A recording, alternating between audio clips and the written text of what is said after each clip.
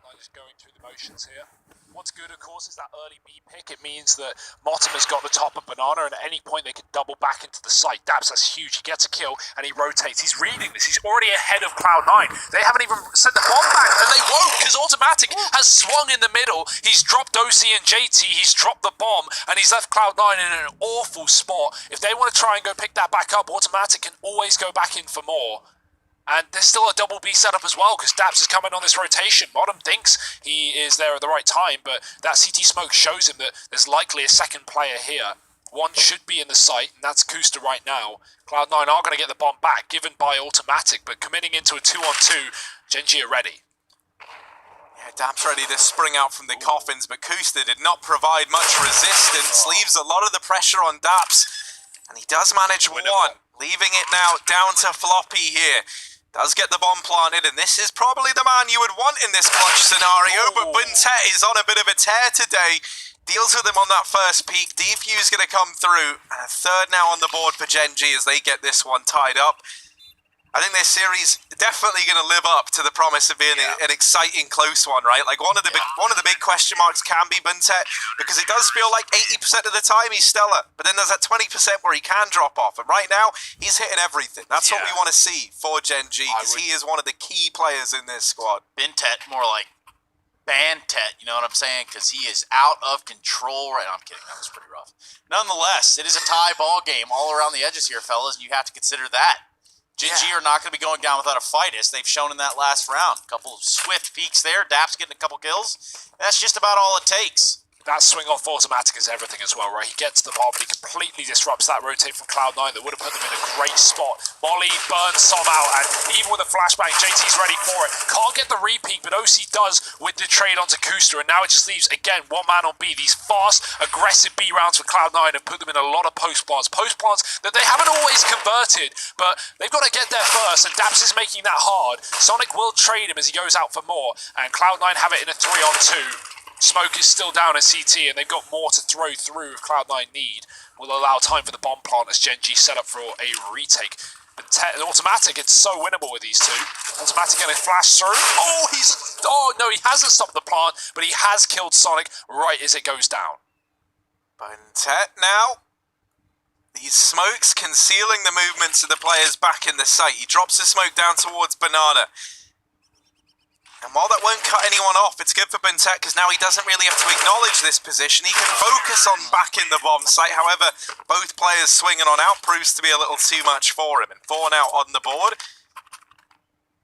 No money over on the Gen.G side, so Cloud9 might look to get back on this kind of streak once again, as they now stand in a position where they can put a couple together in a row.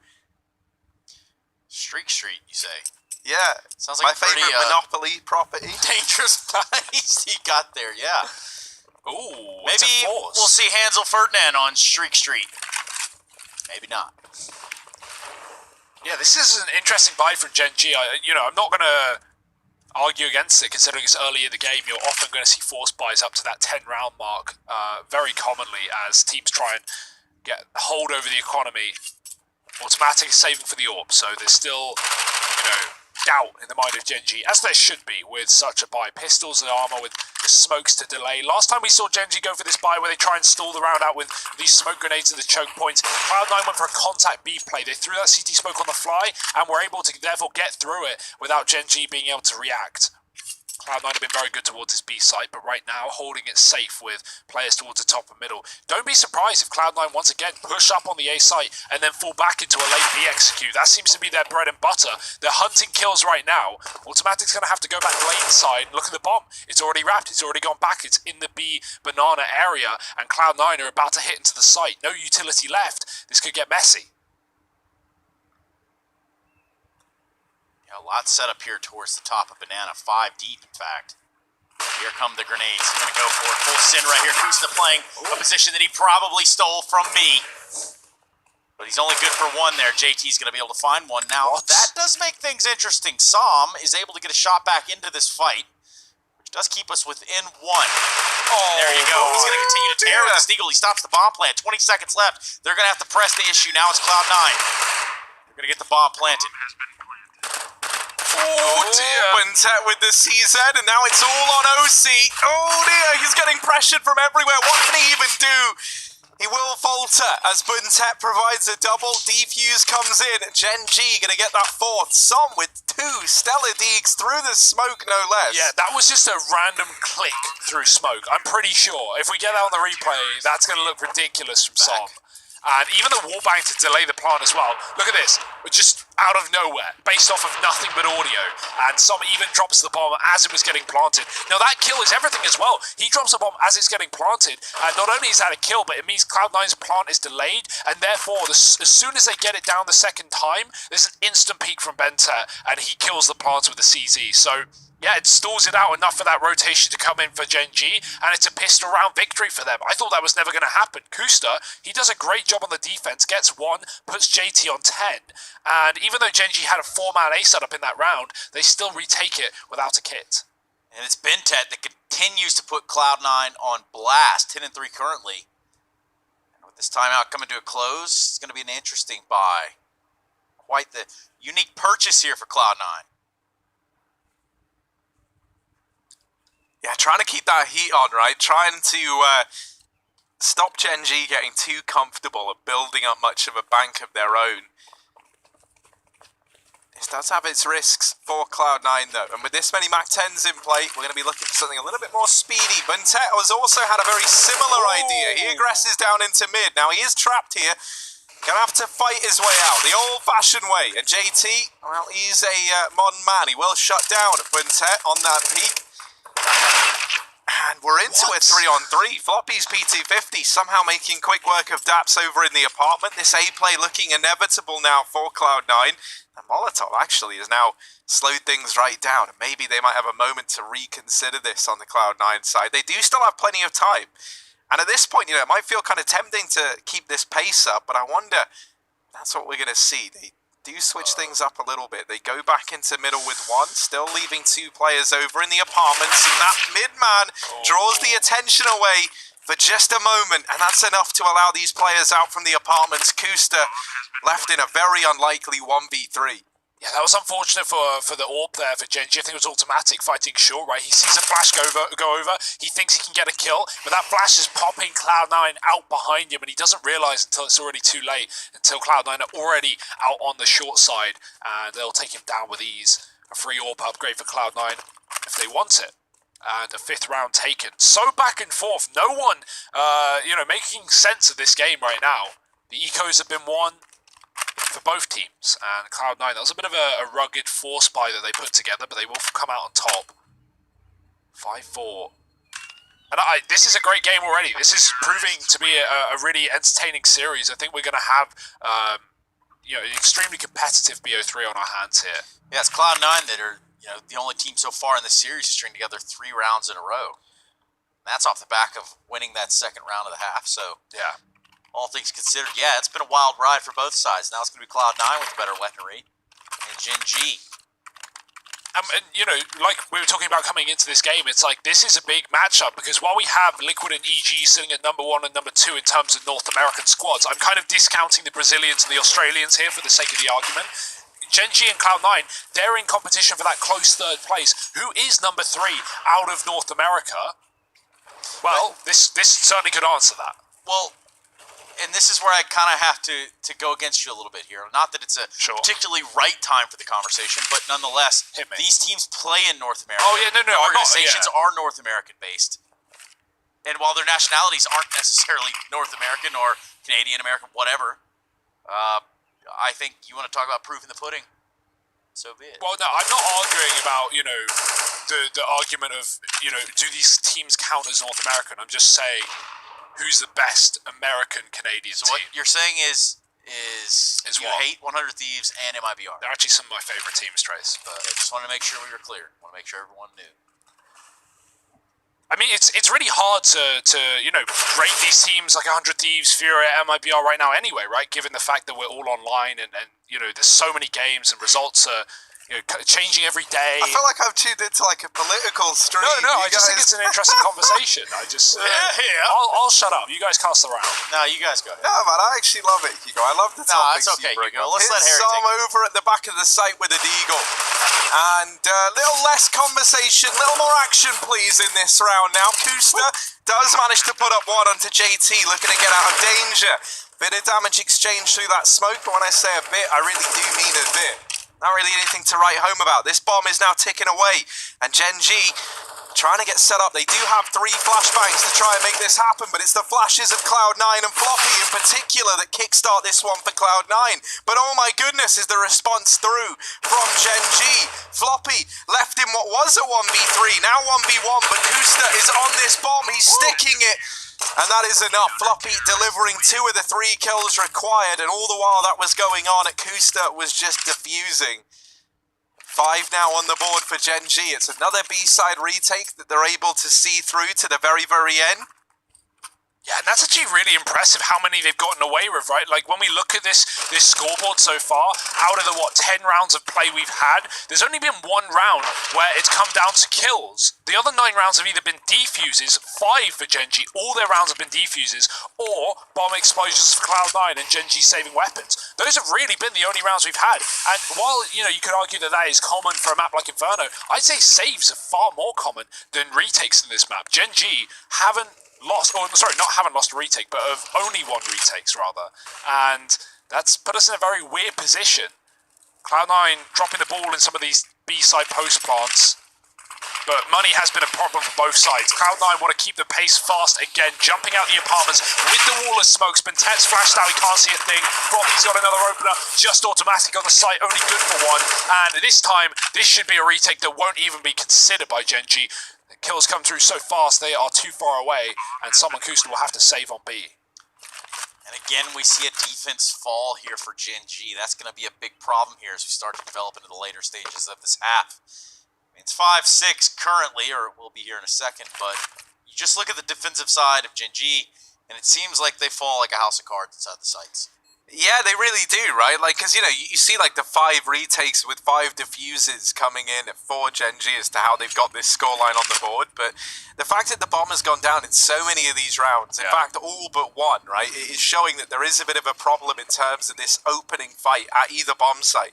And, be it A or B, they have just been faltering usually at the first sign of trouble from Cloud9. And that's what we were kind of saying. This Cloud9 squad, they're great at brute forcing their way past you. That is where they're going to excel. And they're using that to their fullest advantage right now versus Gen G. That is the key as well, right? Sorry to cut you off, Trace.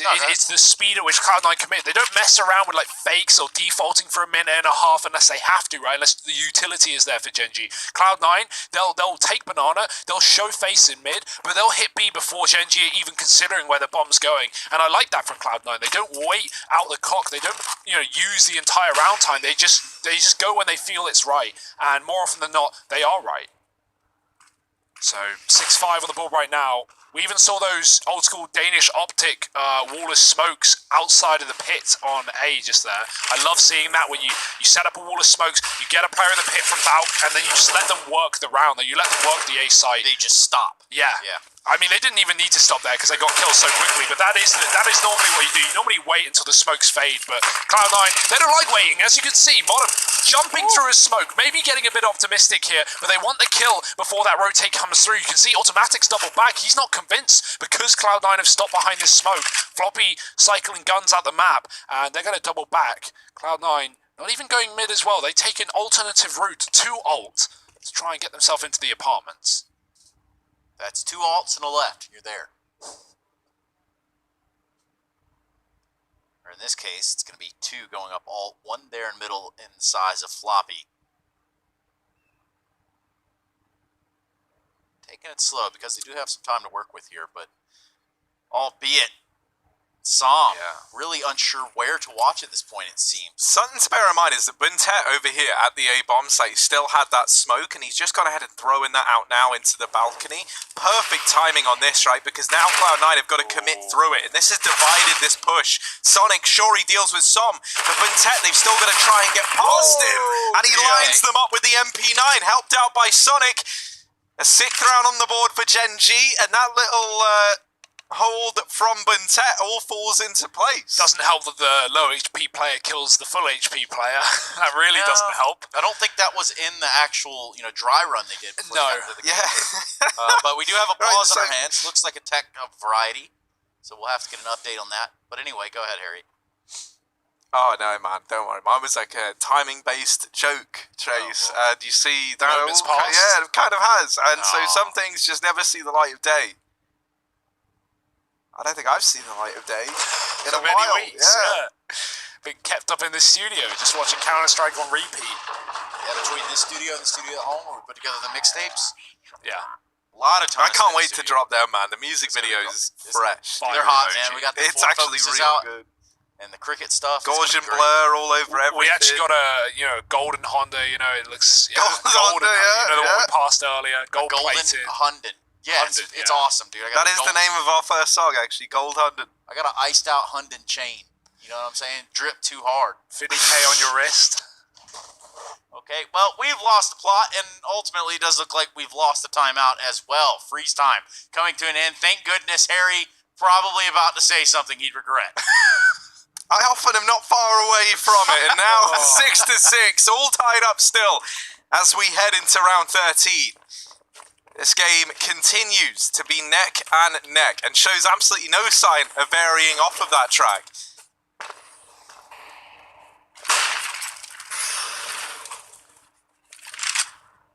Cloud9 going to go back to trying to grab some of this apps control early on in the round. Gen G still very paranoid about these B hits. Do have a triple B set up early on. And so there is a timing, there is a world in which Cloud9 just decide to commit into this site, right? Because for once, they're not contesting Banana at all, and that's usually the case. If you want to go back to B, you'll leave a man there just to deny this deep control. Now, Gen G, they've got that deep control, that I'm talking about. And so this has led to the rotation back from Som. He still arrives a little bit late at the bomb site, and so it's a bit of an awkward one, but he is able to hold the line. He doubles up, and this leaves it all on Tomatum in a 1v3. This rotation coming in from Gen G, these two players that pushed aggressively down Banana have already arrived at the short side. And Wiggle, wiggle. oh, just waving them goodbye as he goes down. Please miss. Please. Oh. Yeah, didn't clear that angle fully to the left, right? Checks the corner, but a player had actually crept out on the porch and, yeah, wasn't ready for that one. It was really just trying to focus on the plant. And you can see why. Cloud9 have no money here. Finally, it's going to be drained from underneath them. Gen G with a chance to find their first 3 rounds in a row in this game. It's only been double trouble for most of these guys. And, well, now this should be their chance. Cloud9 have almost nothing to play with. It's going to be a fast B approach, but Buntet knows it. He's read the situation well. He's coming in on a big flank. Som can't get anything done, though. Kusta needs a kill at minimum. He needs a few, to be honest. His guns are going to be available for Cloud9 if they kill him. Kusta with another, dropping everyone here. The spray is good, and Kusta will save the day on this B bomb site. 4 kills. Modern desperately fighting for his life, but he's already ran out of ammo, and automatic will make it so. 8 rounds for Gen G. They deal with the eco. Big Cooster coming into the last round of the half. Good stuff here. Great hold on B. Z decides to take a couple shots here towards Pool and then hold on because he knows that OC is going to be pressing off to the side. He's able to close the round out. So all in all, great stuff from Kusta. A player that has been around for quite some time. He has seen just about everything. And also, good and bad. even individually in this map, he's gone through like a great turnaround in these last few rounds for Gen G, right? Like he was 0-5, or 0-6, sorry, at one point in time. And now he sits second on the board for his team at 11-9. So that is actually a nuts turnaround when you think about it. Som going aggressively down here at Banana. You know, with Kusta starting to look better and more confident over towards B, I feel like we've seen Gen G a lot more willing to pressure Banana. And the results are there. The proof is in the pudding. Kusta besting OC at the first hurdle and now getting the hell out of there with a man advantage for Gen G. It's a 4-on-5 for Cloud9 as they desperately try and hold on here at the end of the half. Good flash from Sonic. He's going to force automatic back. He almost hits the timing shot to the boiler player, but Floppy will live to fight another day and go back to the halls. Meanwhile, Cloud9, no utility but 2 smokes, so they have to play in a smoke. This is better than, flashing, considering they don't have that. And Sonic is going to work out to find a kill into Daps. Now, BCT is open, but Cloud9 have no banana control, so they're going to commit to taking A. Motten wants to try and make things precarious for Gen G and cut off those rotates. He's done that. Sonic has got another as well. B player pushing now, but Tep on the site. They don't check him, but he whiffs the spray. He needed to there, and Som's now left in a clutch. Up for the task, but a 1-on-3 for the end of the half. It's not going to be easy. Yeah, I wonder if the planner heard him. Saw him. That 1-on-3 that we promised. He's going to peek out here. He's going to get spotted. Now they know exactly where he is. Time is of the essence. He looks to grab Floppy's head right here through the side of the pit. No one wants to peek him. Som can't be a hot shot, but right now, no shots are there to be taken. He takes one on the bottom. That does start to even things up, but ultimately the fights just were not going to go his way, and neither is the half for Cloud9. Down by 1, we look at an 8-7 scoreline. We switch the script, and we go to the second half of play when we return. This is the ESL1 Road to Rio.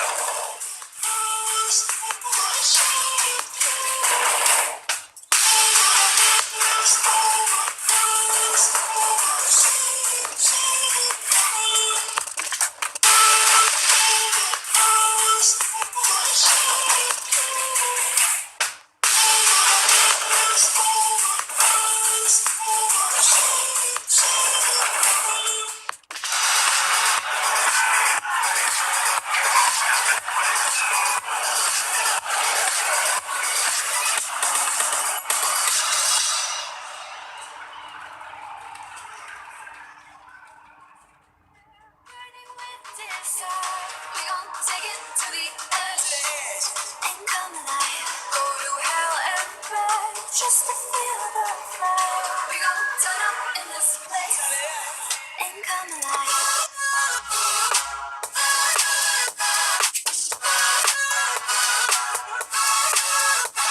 Come alive.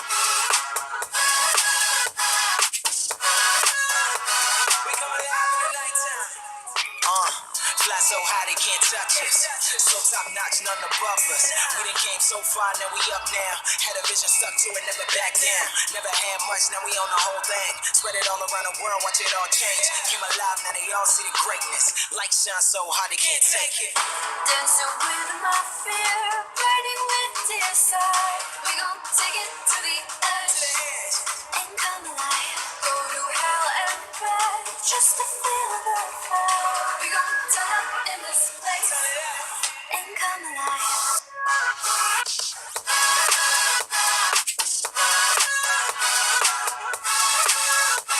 Come alive.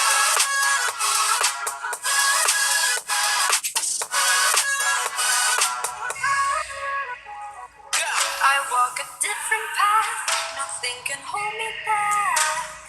I passed the point of no return, something is calling me. It's in the air that I breathe. Bring me back to life again. Dancing with my fear, burning with desire. We gon' take it to the edge and come alive. Go to hell and back just to feel the fire. We gon' turn up in this place and come alive. Right.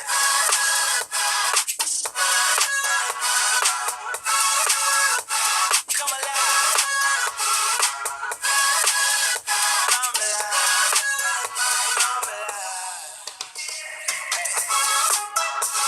Come alive, come alive, come alive in the nighttime.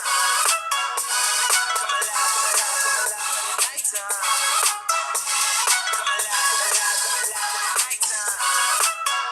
Come alive.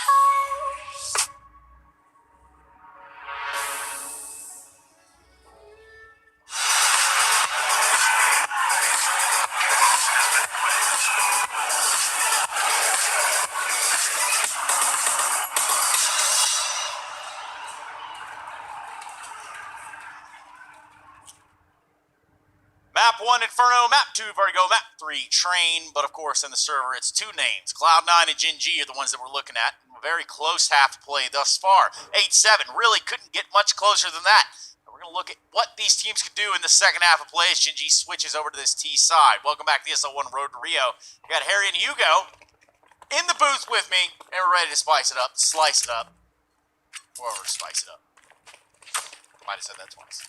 Yeah, but you know, if you say spice twice, it's twice as nice. And down here towards Banana, there's a bit of an exchange early on. Now, ultimately, Gen G pretty content with the 4-on-4. Automatic, still pushing, still prodding, and not quite killing. Get out. As there's a bit of damage exchanged on either side. Automatic tries to lay it to rest, and he does spot that there's two players over at top B.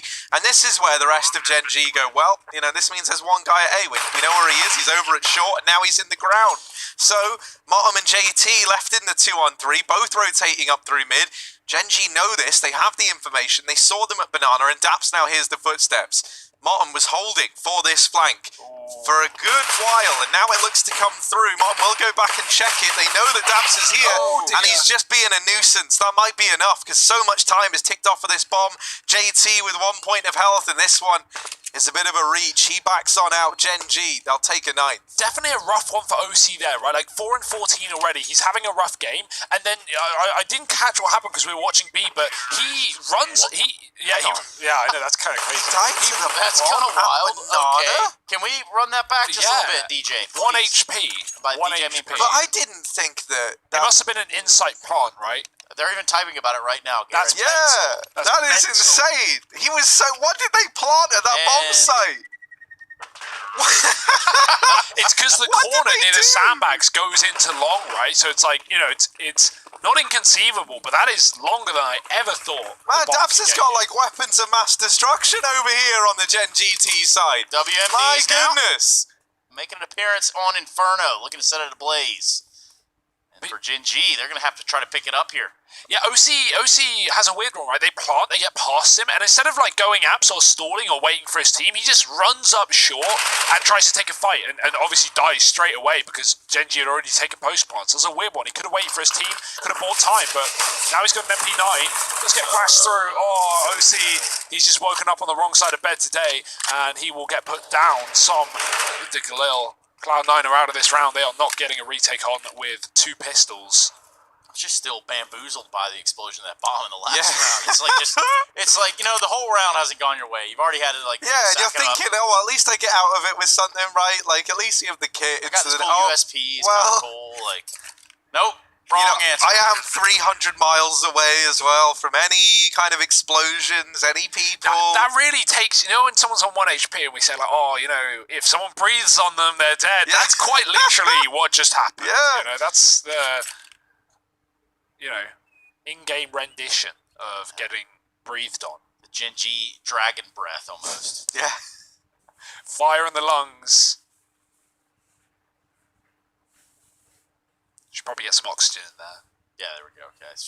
Actually, yeah, man, oxygen with fire. That's like age-old remedy, you know, like just, yeah, man. Wait a minute. I meant more replace, but yeah, that would be quite the science project. It's a real good thing that you're not any kind of important person. Yeah, pretty much. 10 on the board for Gen G. Not quite as savage as I was going to put it, but the sentiment shared. And now Cloud9, no money here in this round. It's fine, Harry, because you can never take the high road, because you're doing this with me. So, you know, we're both here. And you guys are over there. Yeah. And that works out just fine for me. 10-7, Gen G. Gotta be feeling good now. A little pep in their step. They're gonna have some weapons, whereas Cloud9, well, they haven't quite emptied their piggy banks just yet. Just a little bit of casual spending here. Necessities, though, of course. Som pushed all the way out. He's about to have a lot of friends. He's giving up a Galil to the side of Cloud9. Oh, this is a lot of banana control for a round that has nothing behind it but utility for Cloud9. Flash up mid, but Tet hits it, but it's not a worry. He gets up without a problem. Automatic. Oh, dear.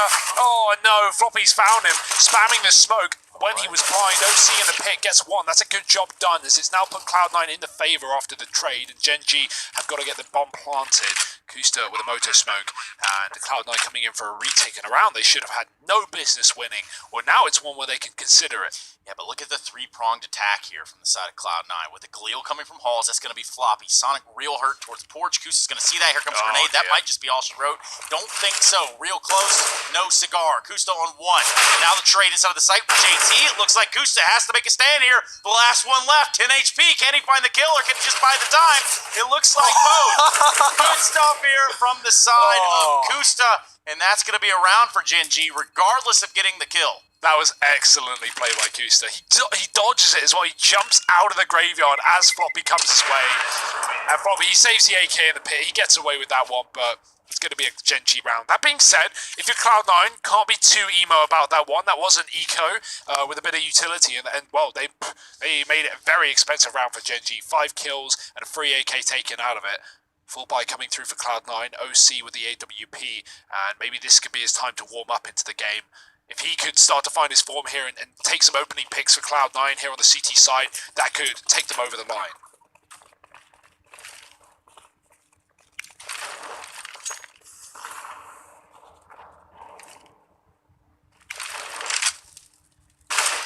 A lot of presence here at Banana from the side of Cloud9. They try and get stuck in, and Quintet, well, that's an interesting turn of events. My goodness, Sonic, there ain't no running away from that one.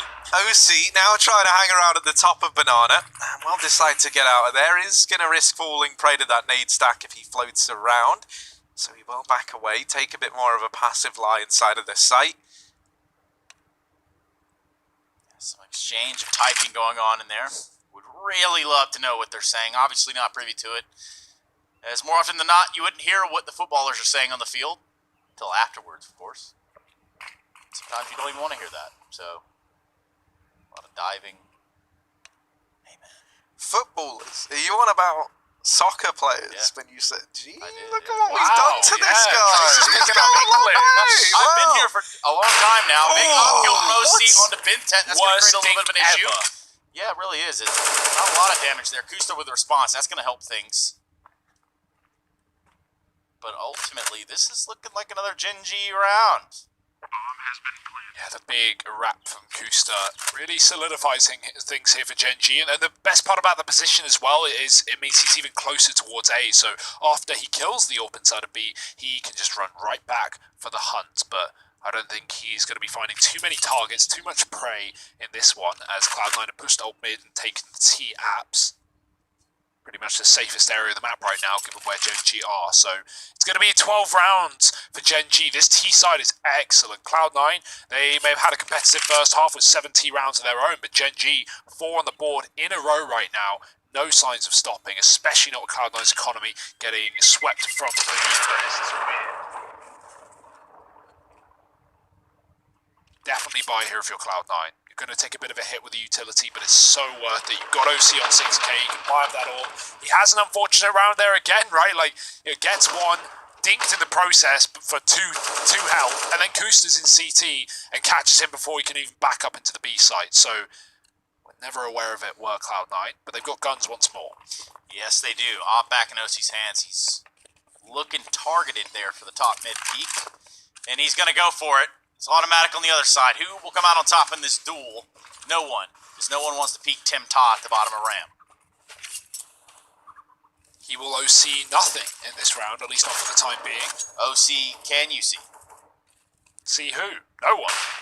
Yeah, not with that AWP at least. Ooh, Cloud9 with gamble. This is a big risk, but it's what the scoreline calls for. 12-7 down. They're going to leave a lone B player, Sonic. Now, what's good for this position from Sonic inside of B is he's boosted. He can get a kill, drop off, and play retake. But that's still not, best case scenario for Cloud9 on the B bomb site, and especially not considering that's where things are looking like they're going to end up. Gen.G grouped and ready for the execute. Look at this real stealth-like behavior. It's Bintet. He's up at the front of the pack, and he's going to go straight in here. Sonic boosted up is going to find him with ease. And now he's got to fall off and try to remain in somewhat control of this B bomb site. Retake on for Cloud9, and that kill from Floppy is going to help out massively. Now they try and get over towards Banana, automatic on the angle, on this line, looking for the trade. Floppy just lying in wait while the rest of Cloud9 are all aggressing in through CT. Automatic, where'd he wander? Where's he thinking he's got to? Automatic goes down, and now Som and Daps have got to try and hold on to this bomb site, but overwhelming odds stacked up against them. Daps is in emo, and he might be feeling that way as well as he gets hounded down at the very, very end. Defuse comes in, and 8 now on the board. Wow. For this Cloud9 squad. They managed to get that retake in. Sonic doing doing enough over at the B side. That one kill on the drop down, right, falling off, taking the 5-on-4. Immediate kill comes in from Floppy to further extend that advantage. And the moment that Banana presence is showing, it becomes so worrying for Gen G. They dedicate a man to it. Automatic falls in a bit of an unfortunate fight. Yeah, that's the thing, right? The reason he's hunting that kill onto Floppy and why Floppy playing safe is so smart is because Automatic, he's the man meant to win that round. He's the dude who's got the bomb planted for him with the AWP. And so the pressure is on him to get rid of that player in the backline so he can focus on assisting his teammates inside of the site. But Floppy, what a great play. I didn't think it would work because there's no reason Automatic would think he's deep Banana. I thought it was obvious, but Automatic maybe thought he was saving, and that will result in Cloud9 picking up the round. Great grenade combo. The Molotov pushes Som into the logs, and he will get blown to pieces. JT takes the head off of Bentet, getting up as well, and Cloud9 are 5-on-3. So you're probably sitting there wondering, well, Bentet, what the heck, man? Why did you run back into the tree? Well, that's because if he reassumes that position, then obviously Cloud9 are not going to check it again. They're going to assume that they've gotten that kill. It's it's free reign. But that just doesn't pan out. Now, it does it either way. The whole round not really panning out for Gen G. Ooh, don't speak too soon. There's still Automatic left up with a lot of health. He's got the wall back onto bottom. Oh, Kusta finishes the job. It's a team effort here from Gen G. 2 Ts in the site. Cloud9 outside. And they've got the bomb planted as well. Excellent shot from Kusta. Harry, you said it yourself. This man has come alive for Gen G in the last few rounds of the CT side. And he's brought that into the T half as well. JT in a 1-on-2 retake. It's just not meant to be. Might be the save here for Cloud9. Oh, he's hanging around though. Seeing if Gen G give him anything here. Not ready for the player boosted though. Automatic closes the round. But look at Kusta. He's got 18 kills. Where did this man find 18 kills? It's come out of nowhere. Yeah. He's been in his back pocket this whole time. Just pulled him right on out. He's got him out here in the series. Again, a semi-final. A team looking to go into the grand final of things. Yeah, that's the thing that's so nuts, right? With him being 0-6 down at one point in time, that means that these 18 kills have come off the back of 6 deaths, right? Since that initial kind of struggle early on, right, for Kusta. And so that puts him at like a 3-0 KD if you take those out of the equation, which obviously you don't, you can't, and you never would. But Daps over here at the top of Banana sets a very blistering pace to begin this round, trying to get in the face of Cloud9. There's the retake of Banana from this C9 squad. You like to see that, right? They molly over, they throw that smoke down on the Gen G side, but they have conceded this top Banana control. And while all this is going on, while all the attention is fixated over towards B, T-Apps is getting pressured by Motten. And no one knows about this on the Gen G squad. They likely never will either, till he pounces, and at that point, it's a little too late. In the meantime, though, Som has provided a double kill at B, and if that gets Gen G into the site, this flank might be worth a little less. They do catch Kusta. No, sorry. Yeah. I thought he dropped the bomb there, sorry. Yeah. He didn't drop a kit, though. I mean, that could have been... Nonetheless, bomb is planted inside the B site. No harm, no foul, Hugo. No, plant is allowed with no problem, but the retake is on, and Cloud9 have actually grouped back towards CT. Maybe Gen G are expecting more Banana presence. That's not going to be the case. Motten legged, Automatic, holding a pixel gap. This is perfect for the re-peek, and it might come from someone because OC is still deep. Double confidence play through the smoke flop. He's got one. They don't know there's a man in the pool still, so Daps is the key here in this round, and he's got another kill. Stalling out on the site. He goes for another floppy trades, but the time it's ticking. It's ticked, and it's talked. It's going to be Gen G up to 14. Floppy has to save his AK. That it is. Daps finds himself that big kill necessary, and albeit still would have been an almost impossible situation for Cloud9. He can't seem to lasso down his crosshair, trying to run away from him as he gets the second one. Ultimately, his teammates get it done, and we see a 14th on the board for Gen G. There have been so many rounds in this half for Gen G that they had no business winning. I definitely feel like that won't be the last time we see T-Apps aggression come through, right? When you think about the results that almost yielded for Cloud9. I think next time it's going to be important that they try and have him getting a bit more information, right? To allow those guys in the A-bomb site to actually play off the back of it. And instead for Cloud9, they grouped 3 players over here towards B early on. Still worried a little bit about these fast B plays from Gen G. Has now come to a close. Floppy, at the very least, has dropped his utility down towards Banana, and that's going to leave these 2 players back inside of the site with a smoke and a flash still for later on in the round. now. In amongst all of this, Gen G setting up in the apartments. It's actually automatic to find not just one, but two openers there, catching bottom through the edge of that smoke. Buntek comes in with another, and oh dear, it might have to be another save here for Cloud9. A 2-on-4 retake at the A bomb site, not going to go their way. Automatic with two crisp opening kills to make this round come in. And Cloud9, in a way, you got to feel bad for them because they're trying to make these adjustments. They're trying to switch things up, and it just feels like Gen G are beating them to the punch in a lot of these rounds. Check this out, though. Oh, no. Sam's even hunting, and he's going to take one of these rifles away. They know that JT's here as well. And look at this. The hunting squad have been dispatched. Look at that minimap. Oh, no. My word. JT, is he able to get away with this M4? He's hiding in the ruins. Gen G, are they going to ruin his day? That's the question. They don't actually have money, and that's why they're being a little more cautious about this one, because 3 alive, that's a profitable round. 2 alive, you're actually losing money. So Gen G, they'd rather win money. They will say it, yeah, keep everyone alive, keep 3 up, and that's fine. At the end of the day, they have this huge lead, right? So it's not a worry, but you don't want to give anything away to your opponent at this point. You've forced, max of 1 gun saved for Cloud9, and that's still an excellent round for Gen G. So 15-8, 1 more to push them over the line. Good shots from Automatic. Better game sense to hold for the guy on balcony in the second kill. All the difference maker here, and what is not all of the rounds. Gen G are just 1 from winning this map right here. Yeah, and it's Cloud9's map pick. That's the biggest detail, right? Like, we're heading to a Vertigo afterwards, and that's a map that really hasn't treated either of these teams too well. But Gen G, they've only got 3 maps played on it, so you can argue that I'm sure they've done a lot in the practice and the scrims offline, and have a lot to show us later on. Right now, they're showing us a great T half at 15-8.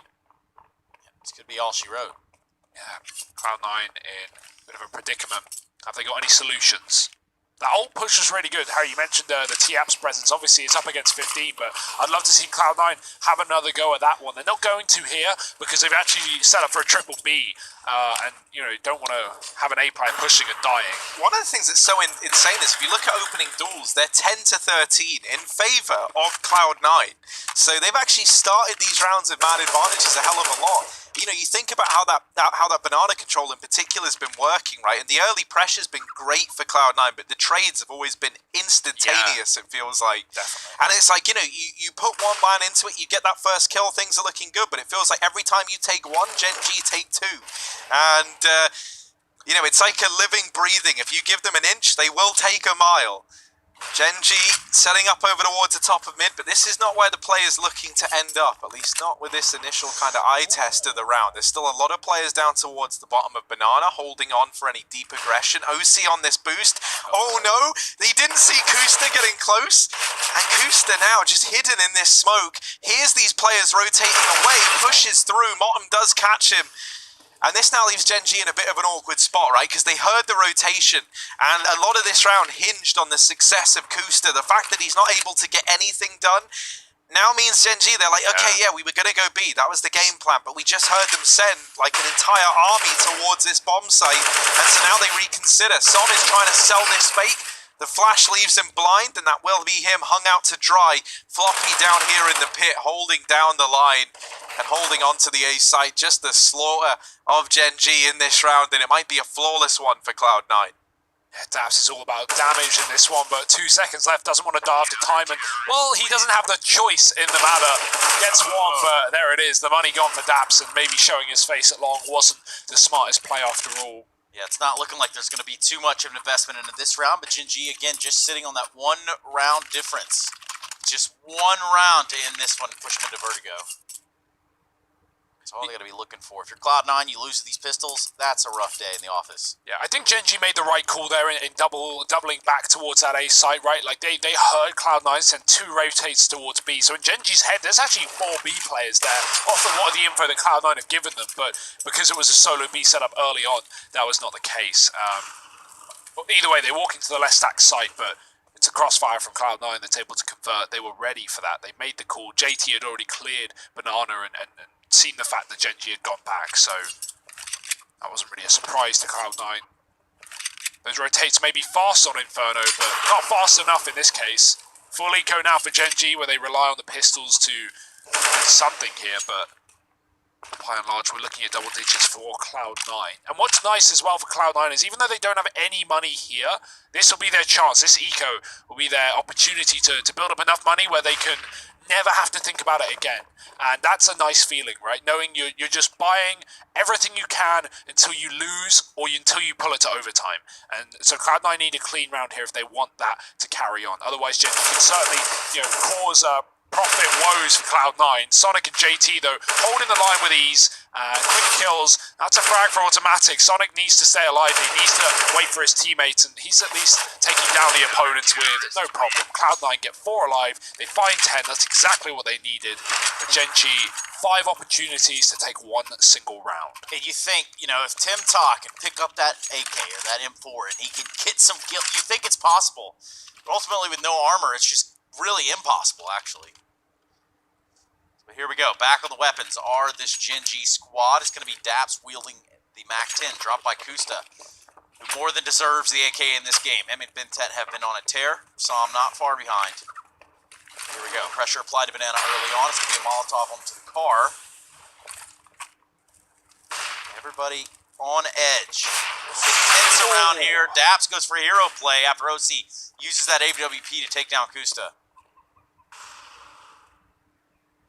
It's a good early trade for Cloud9, though. It's put them a man up. Something that's very, very big as well in this round for Cloud9 is they have Sonic set up with this secondary AWP over at Banana, and having him in this position allows him to lock down this entire sightline. So this affords a 3-man stack for Cloud9 at the A side of the map. They've got even odds here. But Automatic, not a fan of the odds. He does beat them in this instance. Motten trying to hold it down from the balcony, but he gets dropped as well. The A site belongs to Gen G. They walk in to a 3-on-3, the most stacked site in the game. And they managed to find all the kills. It's only Sonic left with this AWP, trying to be a hero up against some overwhelming odds on the other side. Automatic holding down the angle, and that is Gen G. 16 on the board. They take the map pick of Cloud9, and they move 1-0 up in this semi-final. Join us after a quick break. We'll be back to break that one down and get into this second map.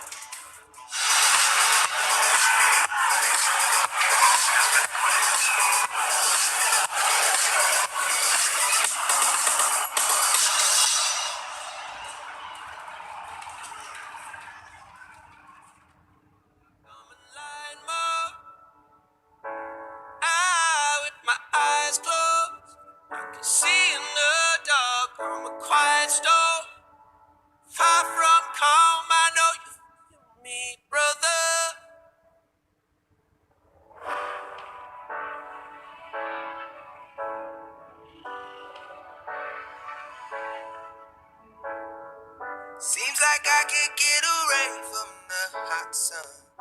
Always night, it's never day. Even when I watch the floor, the dust will come. Keep on hunting for the prey. No matter how lost, need no light, no spark. I'm in light mode. With my eyes closed, I can see in the dark. I'm a quiet storm. Far from calm, I know you feel me, brother.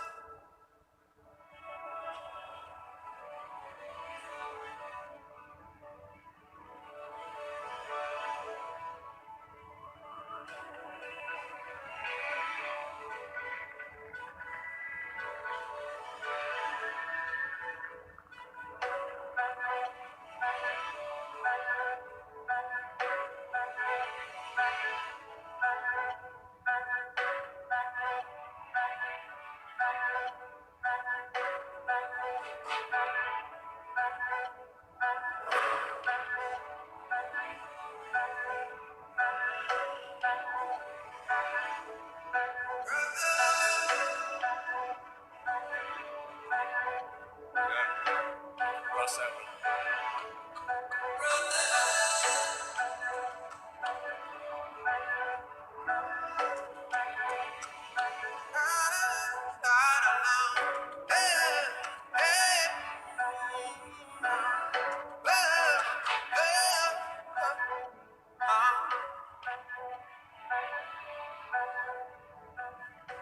I was running round so many nations.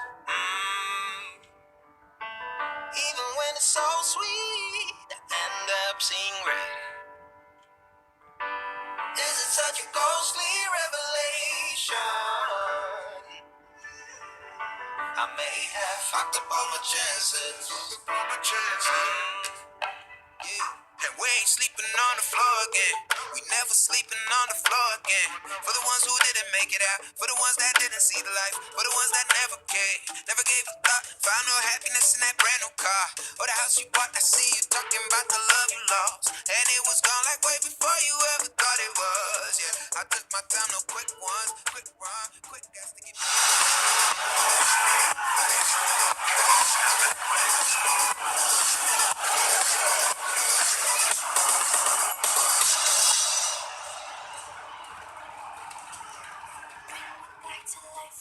Well, it's a pretty sweet deal around here, and there's not a Roosevelt in sight. However, there is a Gen G on the board. 16-10, they take this first map. They make it look good. Not necessarily the cleanest all the way around the edges, but they get it done 16-10. And of course, this is the ESL 1 Road to Rio. My name is Trace. We have Harry and Hugo. We're ready to talk a little bit of counter here, guys. Gen G, hot to trot. Cloud9, not necessarily hitting the shots we saw last night. Yeah, that's a great Gen G, right? Like the first half, super competitive. Cloud9 are showing us a good T side. We're having a lot of retakes from Gen G. They're you know, it's a good half. And then we swap over, and the game just changes. Gen G in control of that T side. Cloud9 tried everything. They had a lot of answers, and none of them were profitable. Taking banana, pushing ult, flanking. They just couldn't get the retakes going. It was Gen G winning post plant after post plant on the B side, doing exactly what Cloud9 did to them, but worse.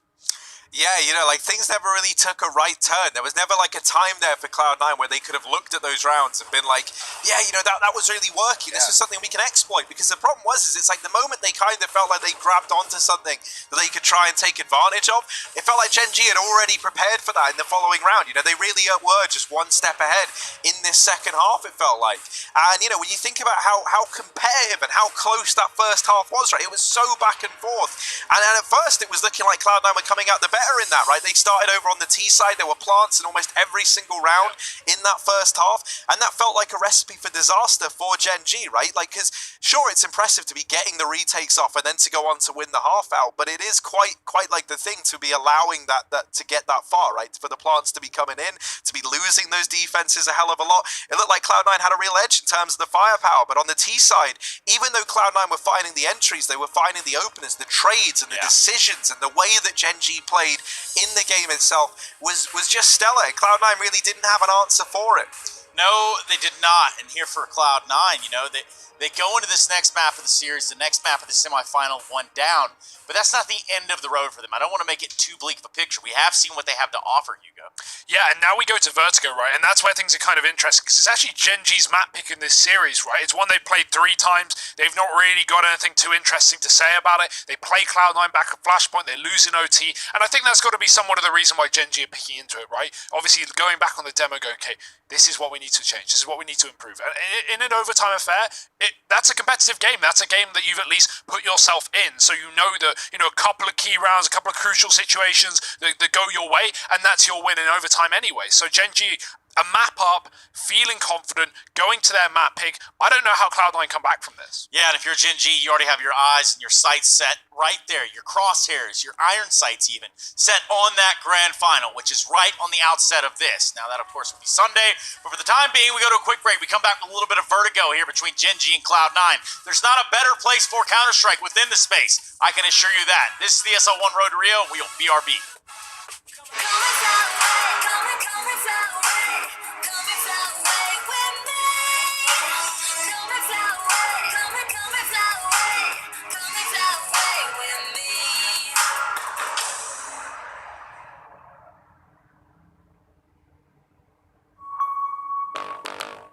What's your style?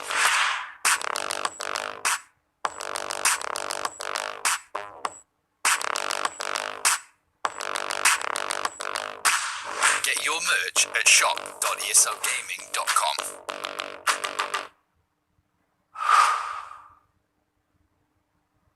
To be brilliant is to defy convention and challenge expectations. So Intel will bring the processing power for when it's time to go. Brilliant. Frame rates that keep up with your reflexes. Brilliant. Fast clock speeds for when you're on the clock. Brilliant. It's what we do at Intel, powering you to master your potential. Will you rise? Intel. Unleash your brilliance. Last year, we took 2 lucky winners on a trip to Berlin and gave them the experience of a lifetime. This year, we can take you for a trip to Rio. Take part in a series of GG.bet contests for a chance to win awesome prizes and a trip to Rio. See details on the website.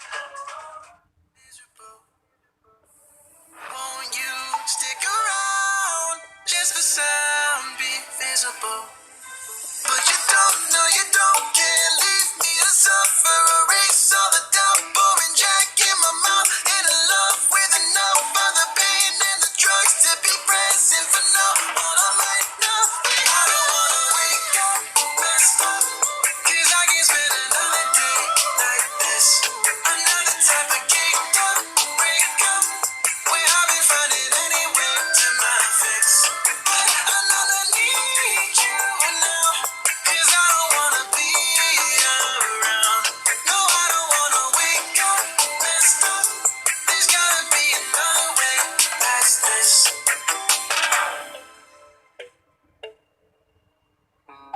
Look into your eyes, I see the colors of your soul, and I recognize every single line, every single roadblock. We are 2 hearts that beat in time, and the time was looking down all night, blocking out the sun beneath. Maybe we can change our stripes and colors. You're the only one I see. And I take it all or nothing at all. Driving through the night till I'm at your door. Go outside, stay up all night. And I take it all or nothing at all. Driving through the night till I'm at your door. Go outside, stay up all night. Sleep through the sunrise.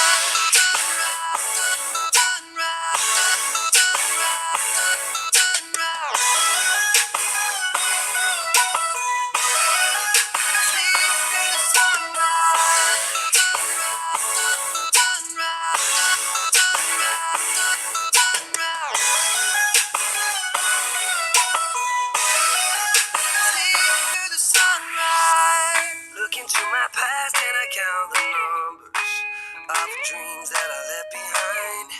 I don't even care now that I've discovered a new kind of peace of mind. Up above us, looking down on us, there's an angel I know. We don't need to worry or discuss much. It's time for me to hit the road. I'll take it all or nothing at all. Driving through the night till I'm at your door. Go outside, stay up all night. Sleep through the sunrise.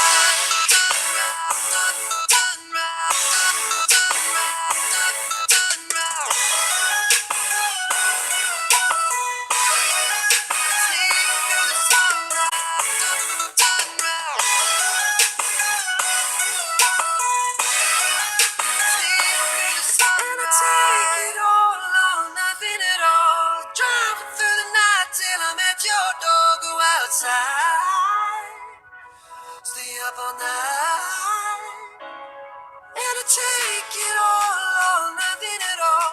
Driving through the night till I'm at your door. Sleep through the sunrise.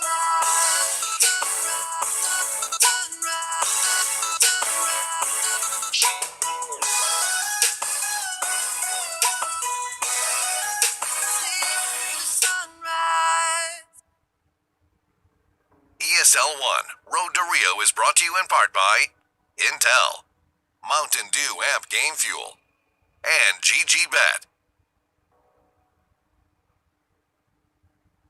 Sitting on a bench waiting for the time to pass.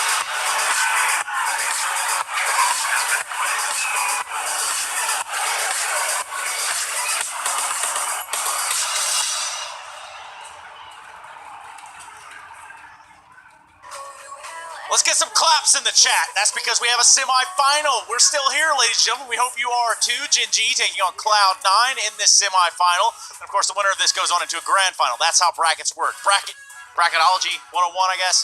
Just kind of something I made up right on the spot. Either way, two bracket experts right here, and I'm not talking that they're wearing braces. I'm talking about Harry and Hugo, who have some words going into Vertigo, guys. Yeah, the bracket men here. Things are going to get exciting, Trace, right? I mean, you know, we were expecting maybe a bit of nuke in this pool over Vertigo, but Gen G kind of go for the gamble pick, and I respect it, right? These guys have clearly been grinding. The fact they've only got 3 maps played on Vertigo means that they've surely got some more, you know, in the tank, plenty of scrims to go off of, and yeah, I may have predicted Cloud9, but I don't know how confident I am anymore. Yeah, it is about that time where the flip-flops do come in, and I'm not just saying it's getting warm outside. I'm not saying you're putting your sandals on. I'm saying that Sarah is sleeping through the sunrise. That's the one thing we have come to determine first and foremost here, Harry. Yeah, man, she's out cold. And someone else who was out cold in the server was a guy going by the name of OC. Like, usually such a prominent force, right? And he was nowhere to be seen over on Inferno. I think heading into Vertigo, right, you really need this AWPing presence, especially if you look at, like, you know, these A-ramp plays that are so common on this map, right? One of the best ways to fight against that is with a competent AWPer on the other side, laying down the pain. So I think now more than ever, we need to see a little bit more from the Cloud9 side in that respect. Yes. Yes, I think so. I think you are right, Harry. And I think all of you are at the right place at the right time for some Counter-Strike, ladies and gentlemen. We're going to Vertigo. We're going to see if Gen G can lock Cloud9 out of these finals right here and right now for the ESL 1 Road to Rio. It's been a long couple of weeks and still a couple more to go. Yeah, and you see those rankings next to the names of these teams. 21 on Gen G, 22 for Cloud9 in the ESL World Ranking. These guys are neck and neck, and this series is as such. Map number 2 and Gen G's pick. They are a map up right now, and they're looking to make quick work of Cloud9. Fast into middle with the Glocks. Bottom, he's here. JT as well. It's a 2-man setup towards B, also for Cloud9. OC sees nothing on A, and Gen G are at least going to push one of those mid players off, but JT is waiting.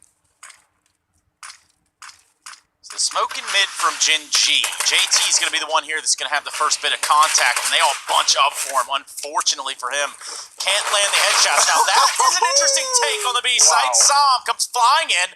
Ezio out of Torre status. And they're going to get a bomb plant over here inside of this B site. Good stuff from Gen G.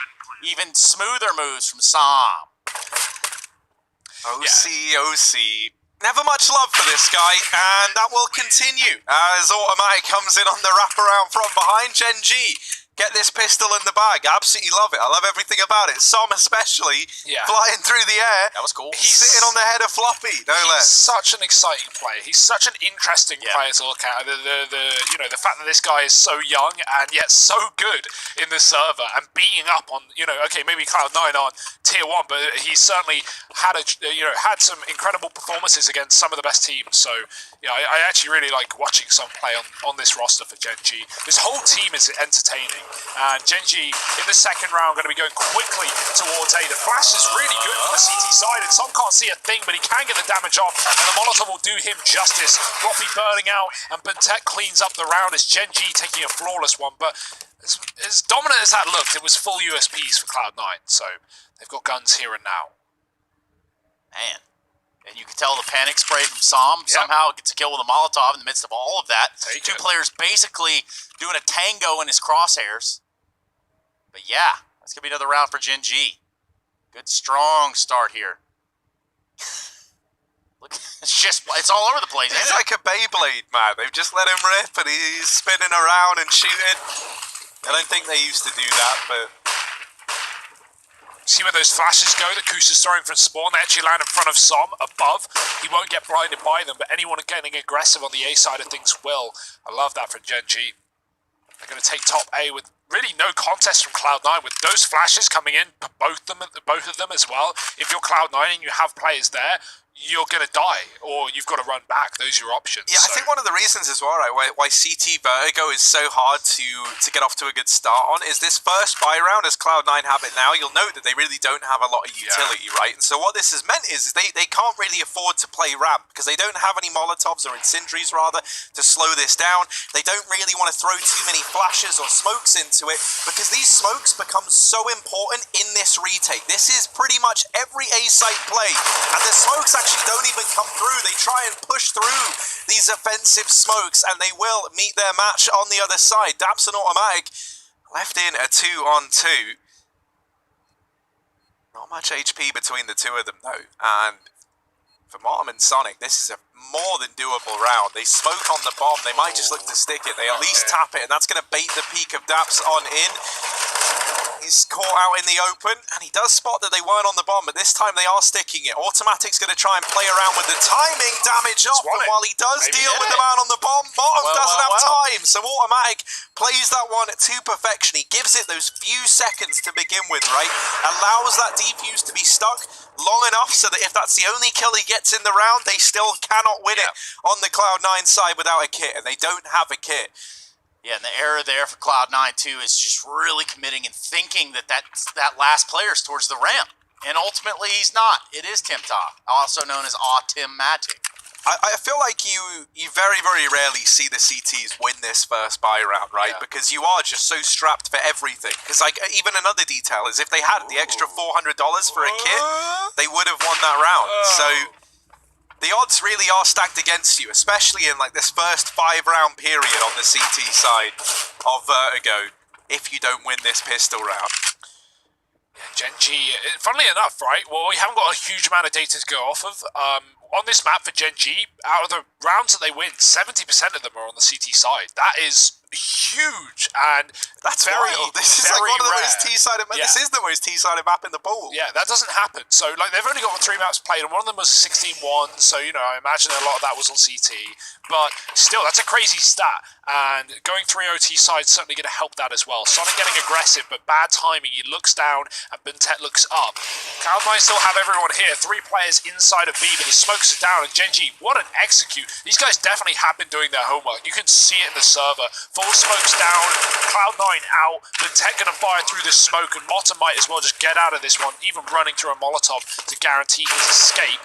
But no, Floppy not as lucky, and Motem might have to move out of this one. Gen G going 4-0 up with 5 alive. Something that was really cool there is they threw like this molly setup into the bomb site. That, you know, like the behind the bomb boxes, right? And then if you're hiding there and you get mollied out, your options are to either try and run to generator rather, or you just have to wide swing out into the open. And they throw these Molotovs. JT tries to get away, runs all the way through these 2 mollies, and is brought down at 10 HP in the process, right? All the while being out in the open the entire time, which led to him getting shut down.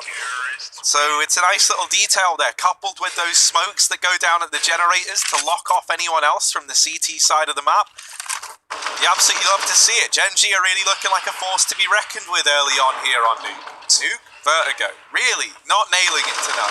Really need to wake up. You know, I think now is the most appropriate time, on the cusp of another gun round here, that we give a very appropriate Oh no, what's this? round of applause in the chat for Harry and Hugo. They have been here muscling, marching down the road to Rio, and they are not going to be stopping anytime soon, I can assure you that. Floppy, though, he's not going to be stopped by anything either. His M4 on the charge. Charge and on the cards. It's a flashbang to find Bentet. He was blind coming up short side, and Gen G slowing it right down after that kill. Daps is trying to clear out bottom B late, and Gen G have had a bit of a change of heart here thanks to that early gunfight. Good grenade. Yeah. Sonic has JT behind him as well, so this is a double pushed up B setup, and Gen G very difficult to get back in here. And we're seeing now how teams are now taking this further area, right? It's not just about owning the bottom of B stairs anymore, with, you know, no longer having to worry about the left-right crossfire coming out of bottom B. You can cut off that choke point for Gen G, and Cloud9 have so many routes to fall back from as a result of that. Does also mean that JT can rotate off the site and just leave Sonic to deal with that one. JT is still in B. He's actually re-aggressing now as Gen G have gone quiet on A, but that is where they'll be committing. Daps is on his own trying to sell this B fake with utility, but Floppy is about to get a little more information coming his way. Molly pushes him back. That's very important timing for Gen G. He won't see the bomb, and as a result, Cloud9 can't call for a full rotation, but that's going to come soon as Automatic moves up with the AWP. Floppy aggresses with one. Good shot from Automatic, dropping OC in the sight, but there's still Floppy to get past. Yeah, Automatic's going to dump this Molotov towards the elevators and a flash. Floppy still in the round. It's going to be a bigger problem. Here comes the bomb in tow. Automatic and Kusta looking to put it together here. In the last few seconds of this round, Sonic on a quick flank is going to prove to be a big problem. They somehow get the bomb down amidst all of that craziness. But it's a first round here for Cloud9, the boys in baby blue. And sometimes other colors, I'm sure. But Bomb has been defused. Counter-terrorists win. Yeah, finally able to put their first round up on the board, right? And they do get it in round number 5 with that full investment. So now looking to chain a couple more together on the back of it. And that's one of the most important things to begin this CT streak for Cloud9. I think if you let this one elude you, you know, the money gets broken down again. It becomes a bit of a tricky subject to approach within the team, because you will have players, you know, with plenty of cash like JT and Martin, but the rest of the gang, not so fortunate. Early on, Genji going back towards ramp once again. A heavy exchange of utility here, but not much damage found on the back of it. Does slow down the rate at which Genji are granted this control. Now, in amongst all of this, JT is going aggressive down towards B, but with it, he's dropped this smoke, and this has given a bit of a suggestion to Kusta of what might be about to follow. JT, is he going to be ready for this? I don't think so. Nice. Indeed, he's not. Kusta does provide the opener here for Genji, and that's a real problem for Cloud9 as well, because now they've had to rotate a man away from mid. This is where OC is stepping up and starting to deliver for the Cloud9 squad. He gets a quick double to even out these odds once again, and now back into a 3-on-3. This short disengagement from ramp has given Cloud9 a bit of information as to what might be about to follow. oh man, Sonic hidden over here at the back of the site. Now, there are Molotovs on Genji. They've got to be aware. They are not. Kusta falters. The flash is good. Sonic is trapped out on a limb here. The rotations are coming in. Smoke down, but it's not going to block off OC as he still looks to get stuck in. look at Som's play. He's really going for it here. Finds one, looks for the second one. No, he's right on top of him. It's Bottom in the right place at the right time. Now just Daps in a 1-on-2. He's going to go ahead and try to make a little bit of noise here. Maybe bait out a fight or bait out the idea that he's gone back to A, but he is certainly still here inside. Sonic hasn't moved this entire round, it seems. Easy op kill from Bottom. So a second one on the board for Cloud9. Yeah, that's a nice play from Som, but maybe like the you know, lack of map awareness, the you know, didn't realize there could be a player above him, easily able to see him as he comes through that smoke. It's just based off of timings, and they didn't really have much else to look at other than middle. They knew that Genji were inside of the site anyway, so Som getting caught. New map though, new position. And you can't even be mad at what Som tried to do No, right there. I like to go, right? Because if he just takes that first kill, he gets traded and leaves Daps in a 1-on-2 anyway. So Som's trying to, you know, get the most mileage out of that round that he can. He's trying to get a 2-for-1, and if he does, then Genji are in full control. But well, he doesn't. So look at the situation they get stuck into. Pistols out for the T side. Cloud9 building in, and OC, he runs through a Molotov, gets a pick, falls back, hits a flick, and has a really, really good round, all things considered. So, you know, knowing how he really struggled to warm up back on Inferno, it's good to see him in the firing line right now. Sonic taking first blood here for Cloud9, but there should be many more kills coming through. Yeah, easy does it here for Cloud9. Shouldn't be an issue whatsoever, just Daps with 40 HP. So 3-4. Cloud9 showing that they're still in the game and have also built up some pretty sweet bank balance here in the meantime. 5K on Bottom, 4 on OC, a little over 4 on Sonic. They're not going to need any new weapons. Whereas if you look at the Genji side, we're looking at AKs across the board and a full-on investment, utility and all. So let's see what Daps and company have put together.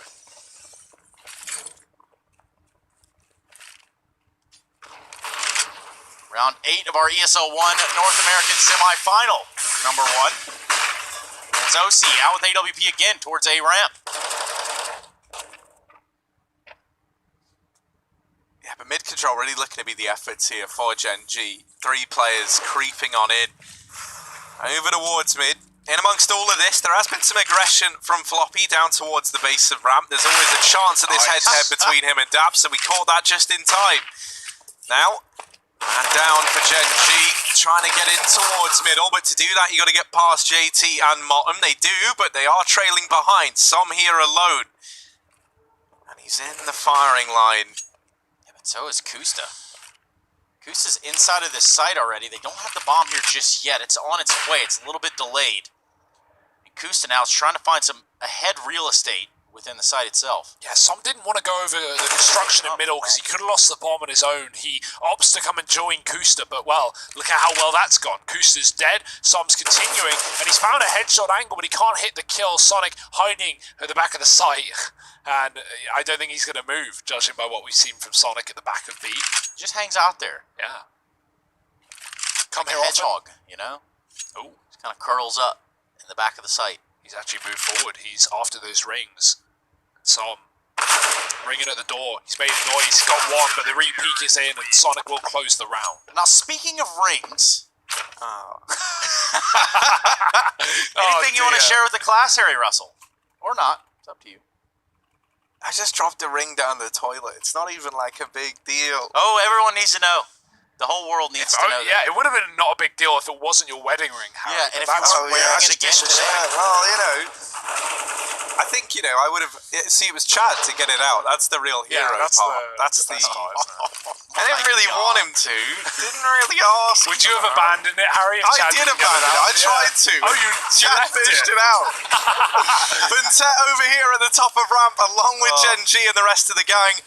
Looking like they might fall back into this A play. Damage done through the spam spot. Does find a brief connection onto Floppy. Gen G. They're grouped up. They're huddled together. Trying to make the pistols work. Here comes OC. Looks like he wants to get mobile with AWP, or at least cut off more so of an angle here towards this A ramp. This is where you're going to want to see something get creative for the side of Gen G if you just have these pistols. What a god spot there from Daps. It's not Bintet, though. Floppy's getting the reload in. They're hunting him down, but he's going to peek ahead of it and kill them both. The AWP is there to close, and Cloud9, 5 alive, 5 on the CT side. It's a good half so far, and Gen G coming back in with guns. Cloud9, at least 5 in a row. This is quite the recovery, you know, as how things started for Gen G. They're in full control, but Cloud9 have had answers on every site. Yeah, what are we thinking is a comfortable score here for Gen G to end the half with? Ooh, I've got to say 7.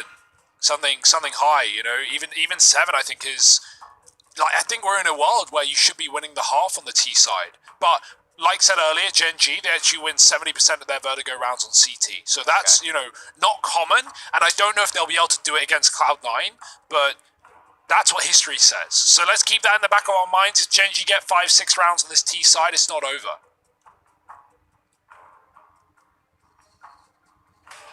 Yeah, not to mention, right, the last time these guys played together, there we go, that's the right order of words. It was a very, very close affair, right, ending up in overtime. So, you know, this kind of close neck-and-neck game is what we were expecting here in this second map. Now, for it to remain close, for it to remain neck-and-neck, you've got to keep putting these rounds up on the board if you're Gen G, and you've not been able to do that for the last 5 rounds in a row. So things have got to take a turn at some time soon. Som looking to be the point of entry here over towards ramp. Back at this aggression early on. And the last few times we've seen this from Gen G, they've actually been peeling away and going towards that B site. But I wonder if we just get an all-in A execute, you know, the bread and butter of Vertigo. Yeah. All 5 players here, no attention elsewhere on the map, so it certainly looks like it. These smokes go down, and OC turning in that Molotov does get tagged up a little bit. Floppy trying to aggress short side, and he is able to overwhelm Daps. But in amongst all of this, the bomb has been planted for Gen G, and it's a 4-on-4 retake. Automatic trying to go toe-to-toe with OC back in CT spawn. Also, bear in mind that this number 3 on the minimap, Motten, coming in on this flank, might be in for a nasty surprise. There are a lot of players at the top of ramp ready to pounce on him if needed. Sonic has gone through these defensive smokes, and Motten goes running on in unchecked. Automatic now has a lot to do, and suddenly it's actually all on the shoulders of Buntet in a 1v3, but he's lighting up the scoreboard, and Buntet locks it down. 5 on the board for Gen G. On the back of this man, he even holds on to the AWP after time. An all-round team player here.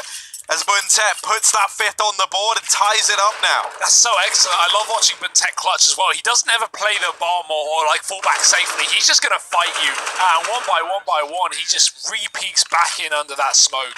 And we see how that smoke thrown by Cloud9, often used by CTs, can be good if you play around it. But it can also bite you in the arse if there's a player on the ramp and you're trying to push towards him. If you're retaking with that smoke, you can have a lot of trouble. So Cloud9, they have a lot of trouble, and Kusta, he's got a little bit more. It's in high supply. 2 kills up into this B bomb site. Knife out, hold W, get in control. Genji are here with a vengeance. Cloud9 might have already lost this round unless they find a quick kill. That orb tag does come through, and a grenade could finish the job. It will. Great lob coming in from OC. Big lobs. But it's still not going to be around. No, it's not. It's going to be Gen G putting up 6. No, it was earlier today, I think, that we were trying to throw the bomb through that the old boost spot there in middle, through the little window. Did it work? No, actually it didn't work. Well, is that because you couldn't throw it high enough or because it was blocked off? I think it was blocked off. Now, I don't know. You get flashes through there. I flashed through you there, got Trace. boosted over. I think you were just I was trying to throw it through. solo. I don't It's a little tough to do. It's more of like I don't think it is blocked off because you can definitely get grenades through that. Well, guys, you know what? Just trying to say, it's not the easiest feat in the world. Speaking of feet, we see a little bit of defeat here of Cloud9. They lose that round. We're back on DE Vertigo. Yeah, and almost killing OC there, getting out of the site as well with the AWP. He got flanked to the Mac 10 that did like 80 damage, and then the round came to a close, and he kept the AWP. So a big save for Cloud9 with a couple of guns. Keeps them economically fine for the time being. Again, back to B for this early fight. Ooh, was that a connection? Was that a hit? No, it's Modem elsewhere that's getting tagged. Automatic goes for a flick shot, but Cloud9 don't want to hang around considering it lost the B last time, so a quick Molotov, and they'll focus on AWPing on A. Floppy's pushed. OC often flashes him down past this position. We'll see if that continues. Automatic holding for a repeat, but there's a flash from OC. Floppy should be going aggressive with it, but he's actually going to just hold off here. Buntet is waiting. Shot from Automatic connects. Buntet's still here. Floppy has traded that AWP, but he's going to try and get back, and Buntet doesn't want to let him. Quick frag from Buntet. Good work as it puts Genji back in the advantage. Yeah, I like the setup there. They realize that they can't just afford to have one player there, especially with the aggressiveness that CT show on A site when they get given the opportunity. Or it's just an all-out skirmish for the scaffold.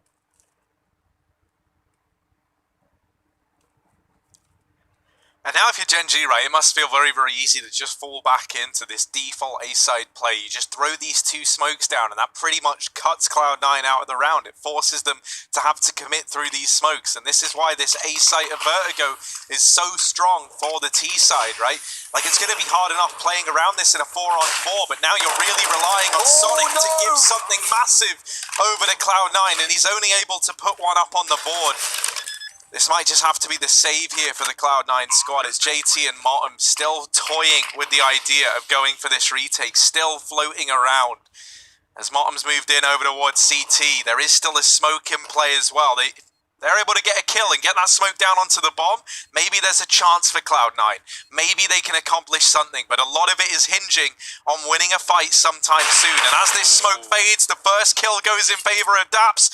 Motem does not wait long before deciding to get the hell out of there. He'll run for the hills. 7 on the board now for Gen G. And that round's all off the first kill, like you say. Once a bomb gets planted, Cloud9, they're relying on the frag into the retake. If they don't get it, Motem, you can see, the second his teammate dies, he's out of there. And that's why it's really nice to see Gen G. They plant and they fall back into these incredibly passive post plants. Cloud9 are hanging around on the A site, looking for kills, looking towards the ramp, towards short, and they just see nothing. And Gen G are playing the bomb like perfection. Automatic gets a kill, and it guarantees a round in for Gen G. They're on 7-5. Cloud9 with attack. They've got very little money to work with. This is a skew-if situation. They shouldn't buy, but of course you don't want to give away more rounds when you're already down in the server. That being said, it's probably the best decision they can make here, taking 1 eco, hoping Motem can get some value out of this M4 and buying up at the end. Yeah, and interestingly enough, I mean, the entire premise of the game is built on, you know, the T's plant, the CTs have to retake, blah, blah, blah, but it just seems so much more intense on the A side of Vertigo across any of the maps in the pool right now. It just seems like insanity. As soon as that bomb's planted, that flip is, or excuse me, that switch is flipped, and it's just, you know, an all-out struggle, an all-out chaos.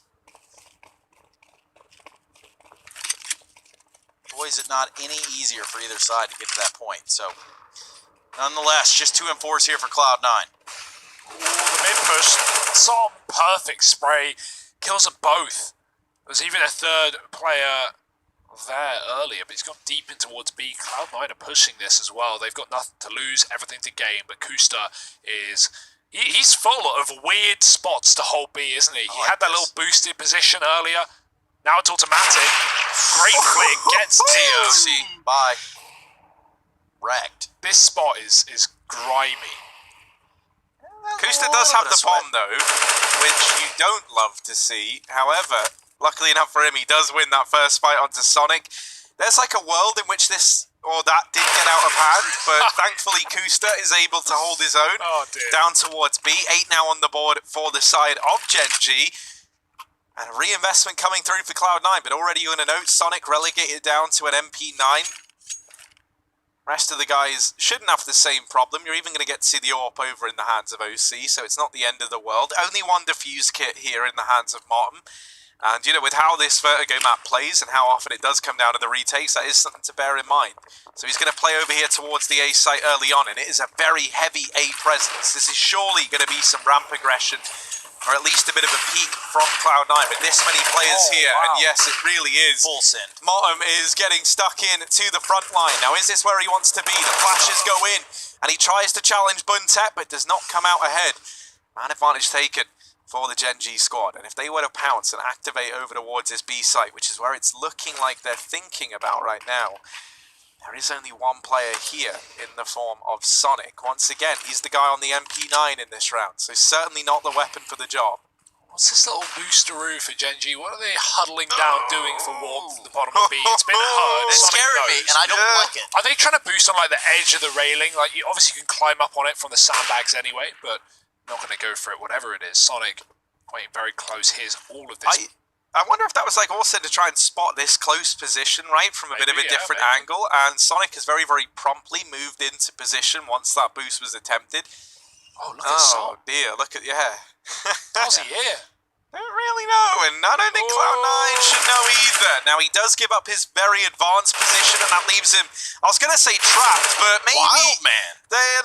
Sorry, he's not trapped in here with them. They're trapped in here with him. As he deals with both players over towards middle, this now leaves OC and Sonic saving at the B side of the map. Oof. Whether they wanted it that way or not, can't always have it your way.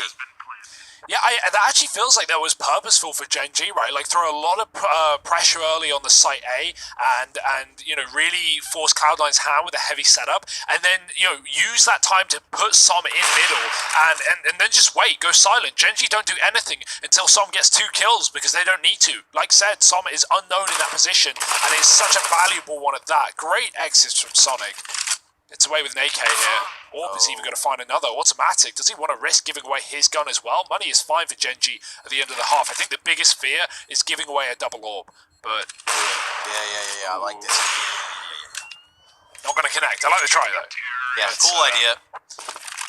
Albeit just a 9th of the board for Gen G, and you're right, end of the half is now. Round number 15, we're going to flip here after this round. Switch sides. I just love it when teams on the T side go silent because they have a player in a good position, and that player makes the call, guys, stop, no one die. That's a key, no one die, wait. And Som there, he knows he can get minimum of 1 kill, and, well, he finds a double, killing both a B and an A player in the mix, and then Gen G just commit off of it. Great round for them, 9-5, looking for double digits at the end of the half. Man, I'm thinking about the time that there was a point in time in this map where Cloud9 were up 5-4 after that initial 4-round streak from Gen G, right? But it has just been the return of Gen G towards the end of this first half, and in a very big way. Kusta and Dap setting up outside of the B bomb site early on in this round, and they're going to try and assemble this boost once again. Oh my god. Are we ever going to get to see it, Daps? Oh, I don't love knowing that he's only standing on the head of Kusta. He's going to go up, and when he goes up, the volley. Oh, it's really gone wrong. It's really gone wrong in every conceivable way for Gen G. And it continues to go awry in this round. The bomb is now dropped outside of the B site. Automatic's going to try and retrieve it. And he will at least grab the bomb. Just about. He's got it, and I knew he would. Nice. Good job, Automatic. He's running with it. Buntet is now deep within the A-bomb site. 2v5. And Buntet, well, he does light up the first man. All the pressure of this round falls onto the shoulders of Automatic. This is a very difficult clutch to navigate. With Sonic already set up in CT, Automatic runs the risk of going down the moment he gets off this bomb. Tries to beat Sonic to the punch, does go up and over, but OC has his number. DPU's going to come on in. Cloud9, they take a 6th at the end of this first half of play. Is that going to be enough? In the second half of this second map, with Gen G already 1-0 up in the series, Cloud9 are fighting to keep the dream alive. Can they get it done? You're going to have to join us after a quick break to find out.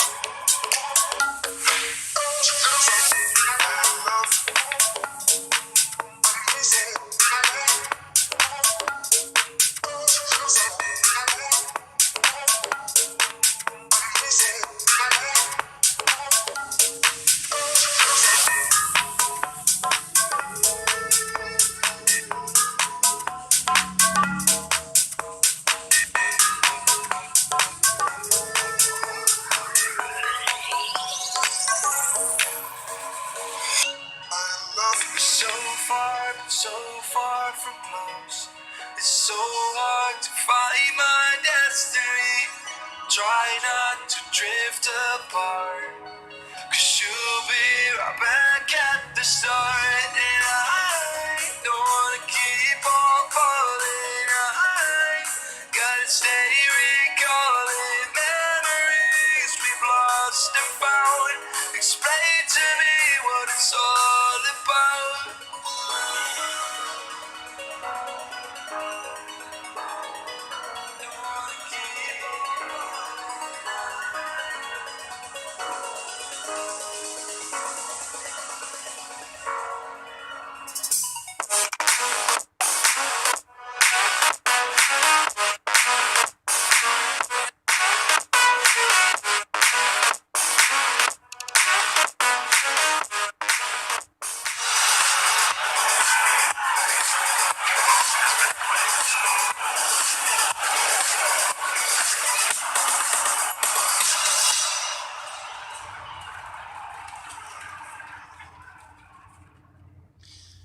Welcome back, everybody, to the ESL 1 Road to Rio. Cloud9, Gen G squaring off here in what is a semi-final. Of course, Gen G now get to flip it over on their map pick and see if they can put this one to rest, to see if they can finish off what they've started here on Vertigo. They've already won Inferno, and if need be, we will see Train. But for the time being, the GG.bet odds will tell you that Gen G are in the lead.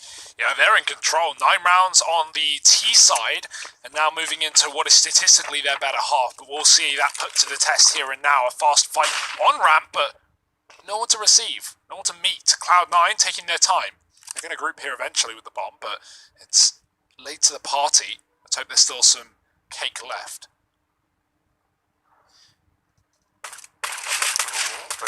Taking the first peek. Now they know Automatic is out here at short side as well. A lot of damage done, but it's very important that Floppy stays alive in amongst all this, because he's donning a lot of utility on this squad, and he only gets to throw that smoke on in. Now it is retrieved by JT at the very least, and now this push looking to come through. JT gonna catch a man stuck behind the sight box. Quintet trying to come alive, and this round is so messy. Motem even kills Sonic. That is another TK for Cloud9 in an important round, right? You think back to Inferno, they did it there as well. It might have actually even been the same too. Apart from, I think it was Sonic killing Motten back there, so a bit of revenge, I guess. But now's not a time for revenge for Cloud9. Yeah, it's almost as soon as you say how pivotal it is for Floppy to stay in the round, he just gets grenaded. That's it. All right, Caster's Yeah, it really is true. You know, I think Henry proved it better than anyone with the, oh, this is an epic moment now. And this is it. And then the server crashed. That was a Genji game, wasn't it? Wasn't it Genji Cloud9 anyway, actually? yeah, actually, I think was it was. Maybe it wasn't. Who knows? Who knows? No, it wasn't. I love this spot. Bintet. He's only good for one, but I love the spot right there. Can very much go undetected. Daps is going to clean up the rest from the generator inside the site. And it's an 11th round on the board for that of Genji. It was EG, Harry. Different G. EG, Genji, OG. That is true.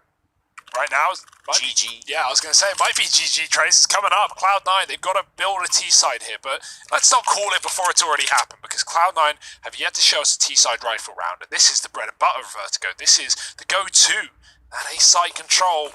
Will it be continued by Cloud9? Will they go for it? It's looking certainly likely as they set their sights towards A with that bomb.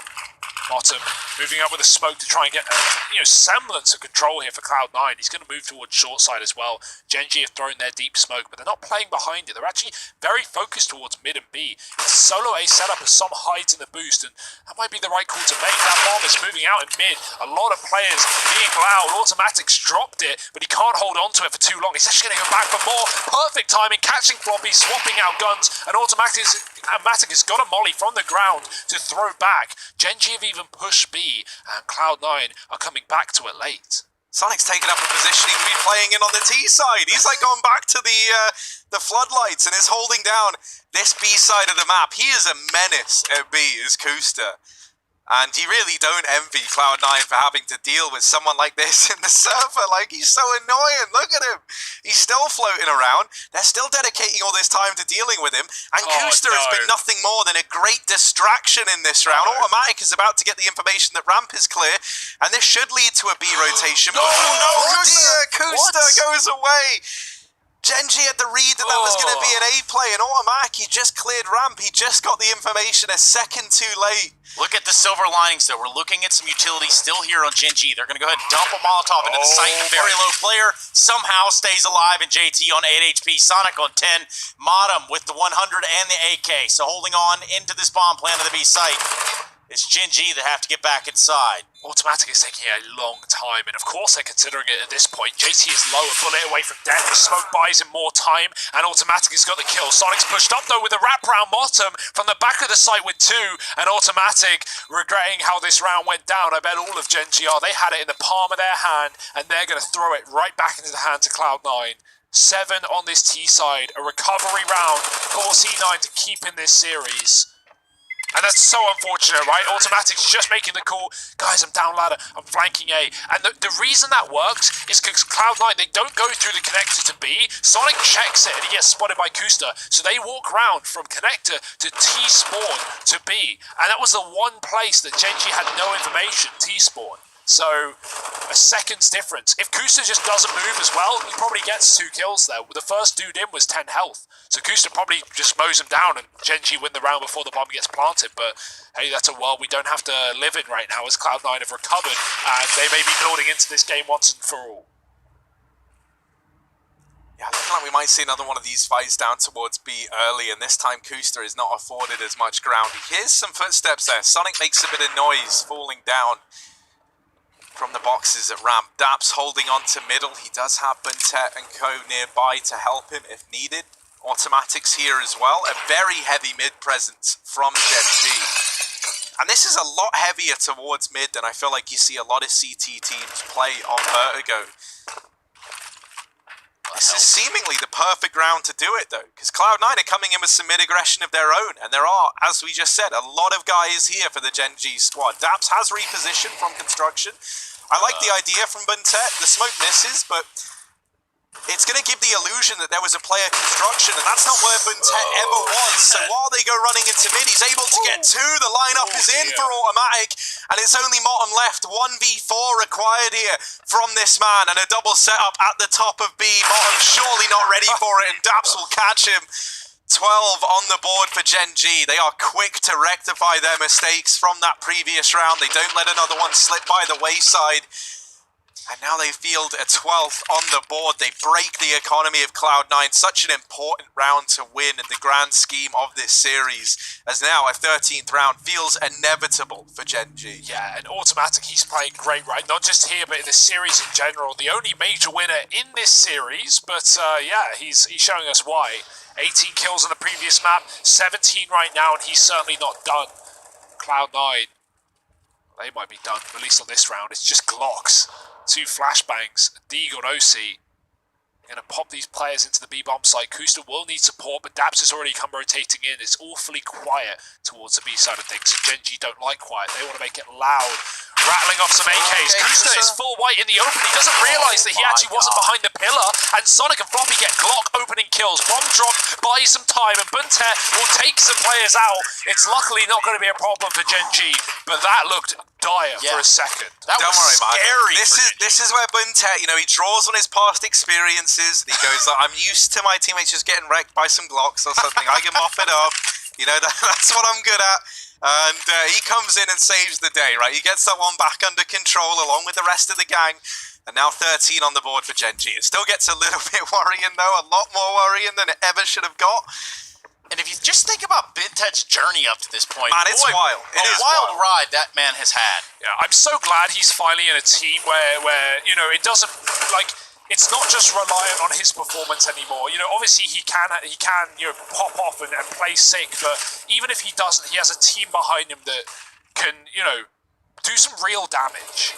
And that never felt like the case in Tyloo. But right here, right now, Gen G, they're looking like a powerhouse, and they're gunning for those grand finals here in North America. But Motem has other ideas. Kill onto someone to flash the fight up on this A site. Automatic is still here, and no one's checked this position. No one's actually mollied it. Yeah, Floppy does have one, though, and he's now over here at ramp, but they're peeling away on the Cloud9 side. They're backing off from ramp. They're sneaking.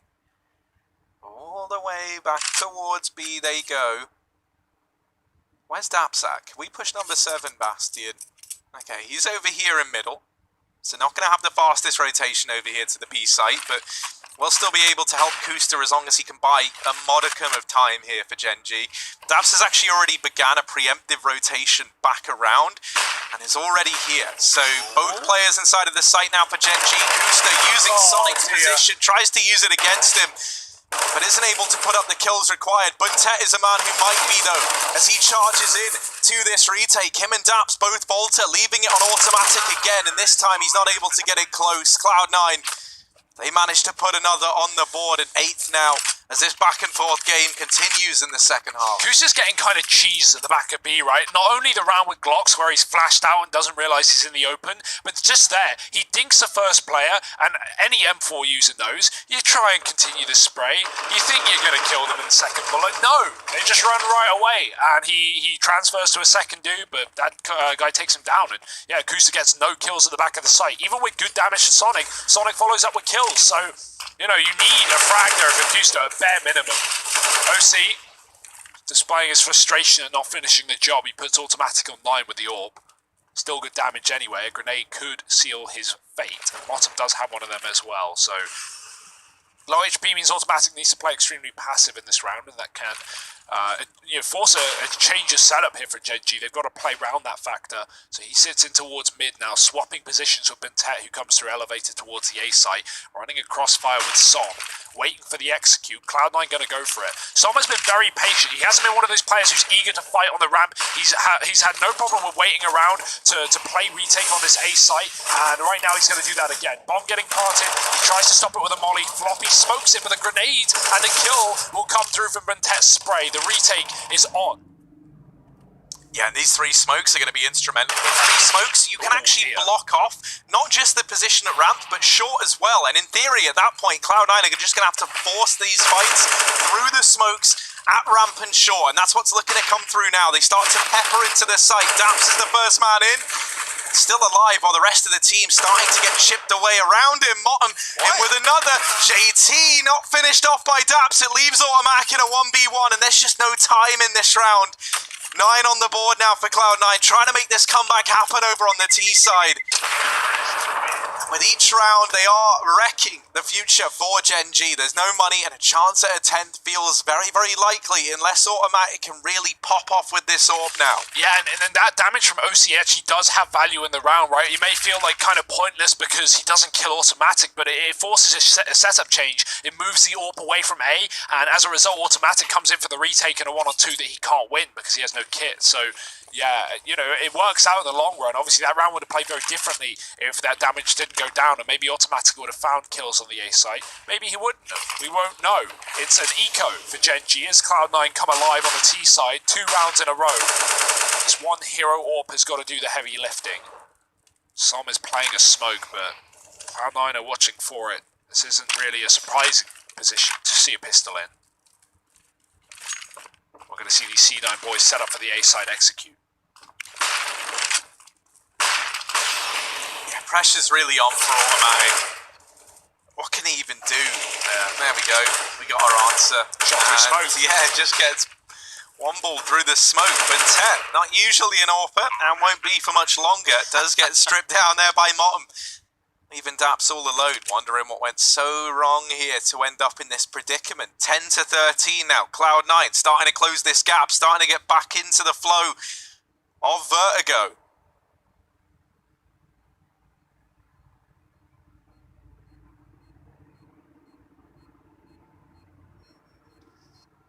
All right, I'm calling for it. It's time to get together the reunion tour.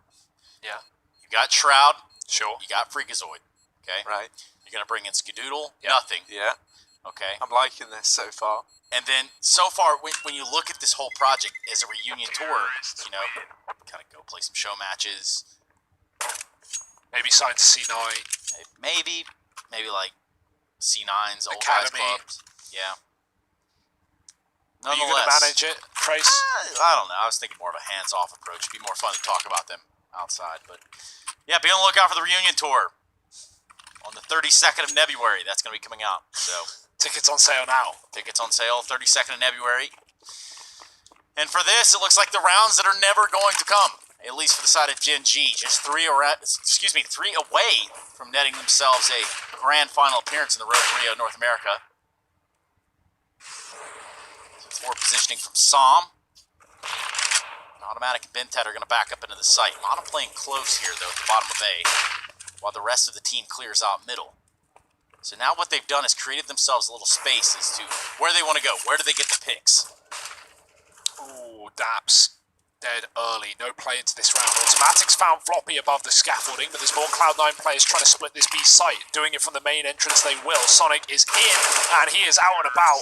Automatic made quick work of, and Cloud9 with a fast mid-split take the round. Now that's a great example of why you don't want to forego middle. Gen.G lean towards the site because Cloud9 haven't shown much mid pressure, but a couple of smokes come down from Cloud9. They cut off elevator, they cut off CT, and look at how easy they can split into that B bomb site. It helps they get the kill into B on Daps right there from Sonic, but once that frag's come through, there's just nothing Gen.G can do about defending the site. And, players coming in from all sides. Cloud9 really putting up a T side here. Don't count them out of this one. They've broken the money. They've forced a pause. And there should be 12-13 before all things continue.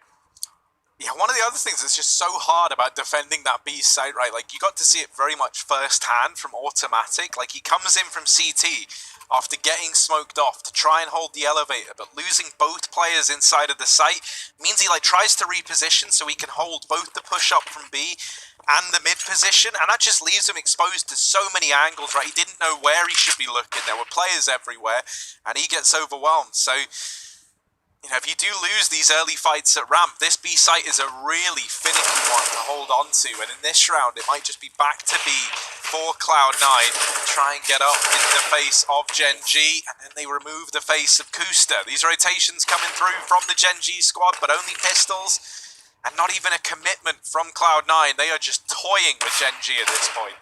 Oh, filthy stuff.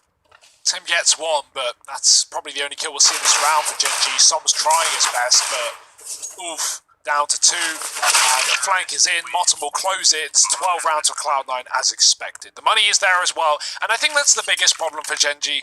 Even if they start to pull this, or I say pull this back like they're losing, but even if they start to put more CT rounds on the board, they've got to be basically flawless until they go to the finals, because Cloud9 have so much money.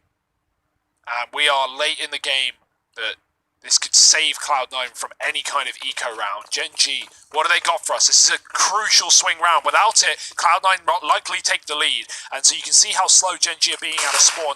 Not rushing to the sites, not wanting to die early, but also they need middle, because that's proven to be a problem for them in the past.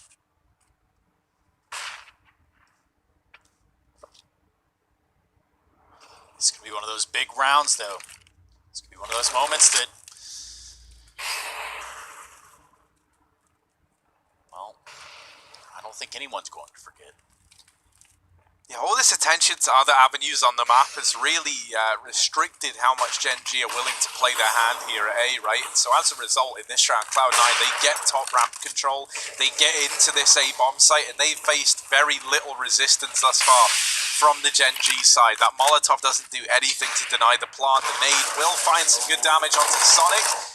They almost catch him as he crosses out from the bomb site, but a 5v5 retake. Still nades here for Gen G. There's still some shred of hope for them in a 5v5. Yeah, they've really set up to just play for the retake and play around these smokes that they can throw. And it's almost like a bit of a role reversal, right? Cloud9 now the ones trying to hold down the line. The smokes have come in. JT can peek over the top, and this is one hell of a one-way. You can even spot the bomb. Som and Kusta, though, they've delivered a bunch of kills. OC can't see a thing, and Kusta does come in with a hat-trick. This defuse is going to be close. It's going to be down to the wire, and I don't think he's got it. Daps accidentally got off the defuse at the beginning of that one.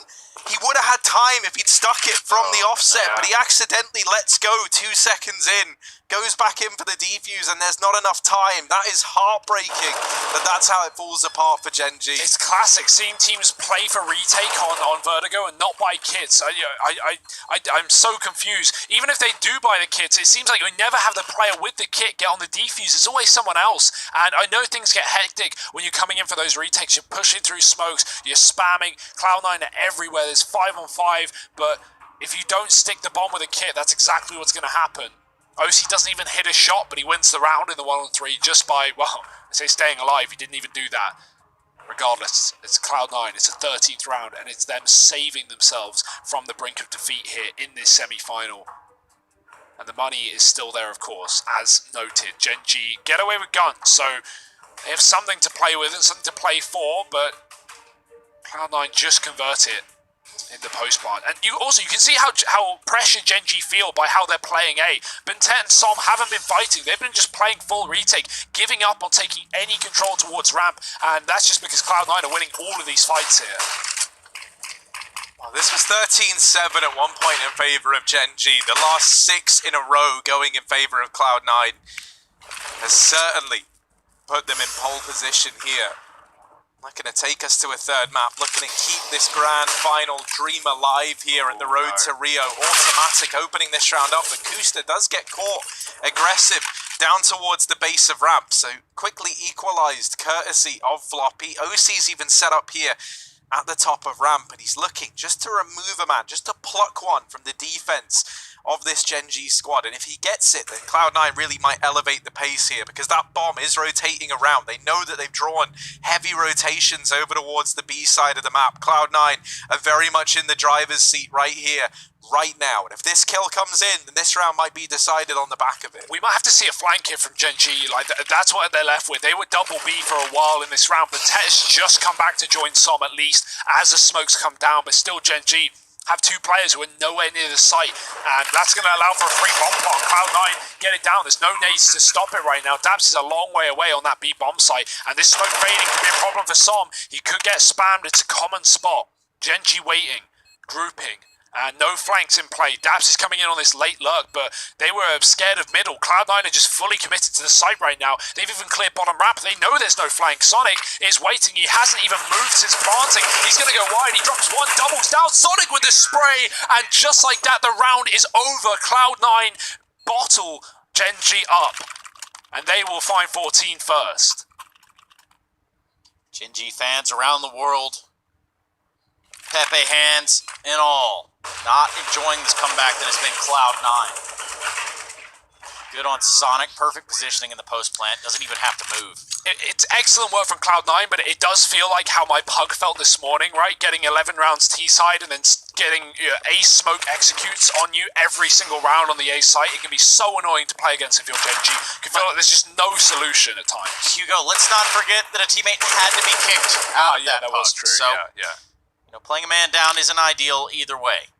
Shout out to Blue, you had to go. Blue man, why?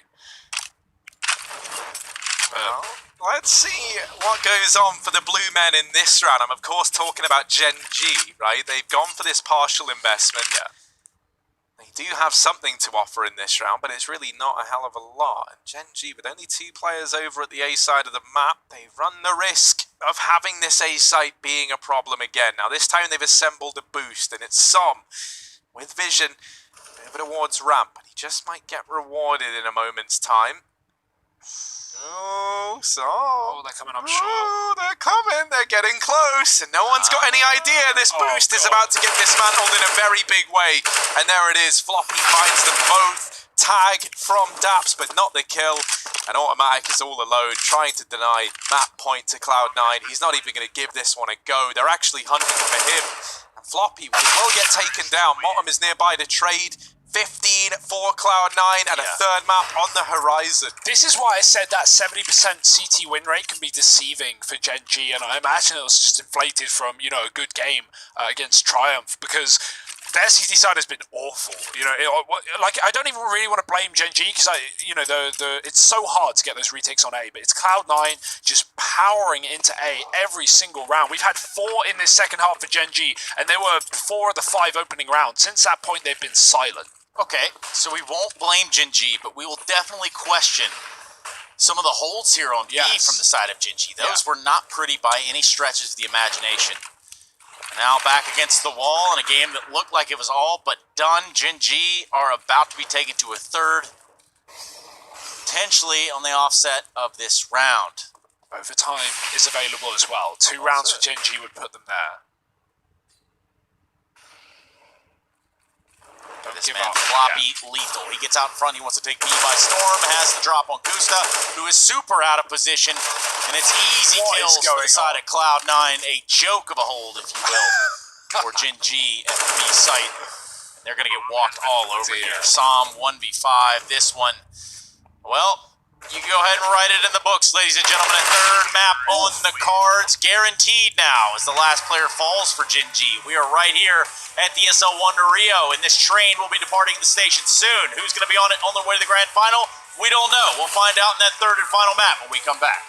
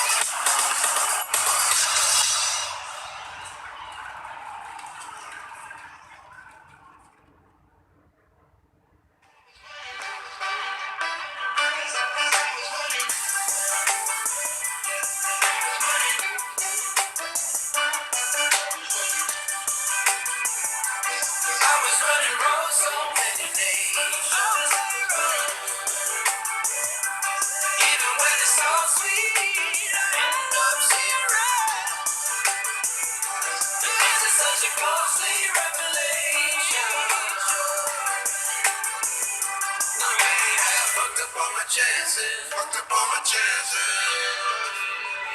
I was running, I know.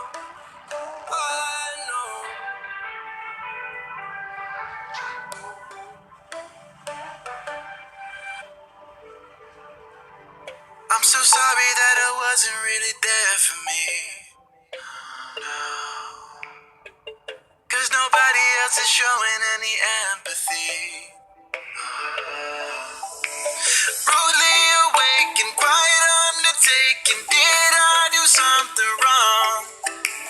Life isn't easy. Why did you leave me here with my thoughts alone? I don't wanna wake up messed up, cause I can't spend another day like this. Another type of caked up breakup, where I've been finding any way to my fix. But I need you now, cause I don't wanna be around. No, I don't wanna wake up messed up. There's gotta be another way past this. I'm so sorry that I didn't go to therapy.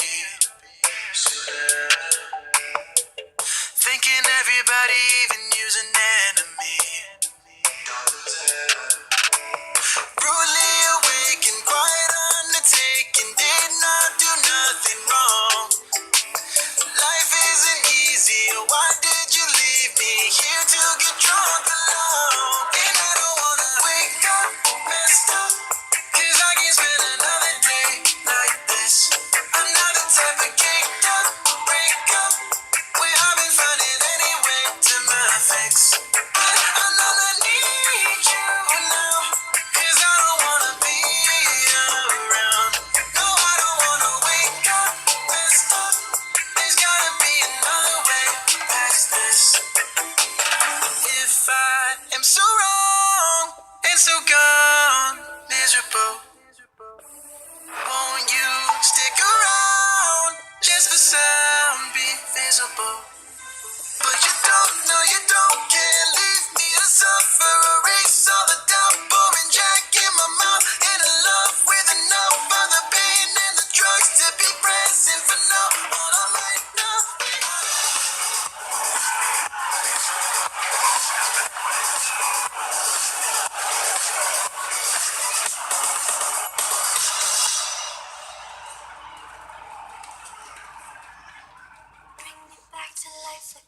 Oh, there are some boo-boo faces in attendance tonight. It is Cloud9 that puts a 16-13 hurting on that of Gen G on the map of Vertigo. If you're a Gen G fan, you really don't like how that one boiled down at the end of the day. Of course, if you're watching the ESL 1 Road to Rio, then this is the place to be for some great and fantastic Counter-Strike action. We just witnessed Vertigo between these two teams in the semifinal. Now we're going to try to understand Vertigo as we're going to talk about it with Harry and Hugo. Yeah, I'm kind of shocked. I'm still processing the fact that Gen G just lost that map, right? Like, while that was a great T-side from Cloud9, they find 9 rounds in a row in the second half. We were talking about it, off camera. There were a couple of rounds there Gen G just absolutely bottled. If they didn't, that would have been their game.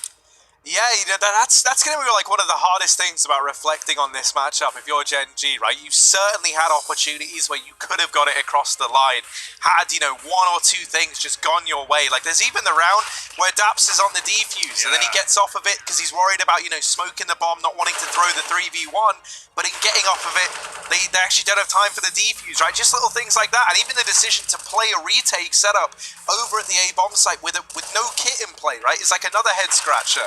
There's a lot of questionable decisions coming through for Gen G towards the end of the game. I do think the pressure maybe started to show a little bit, right?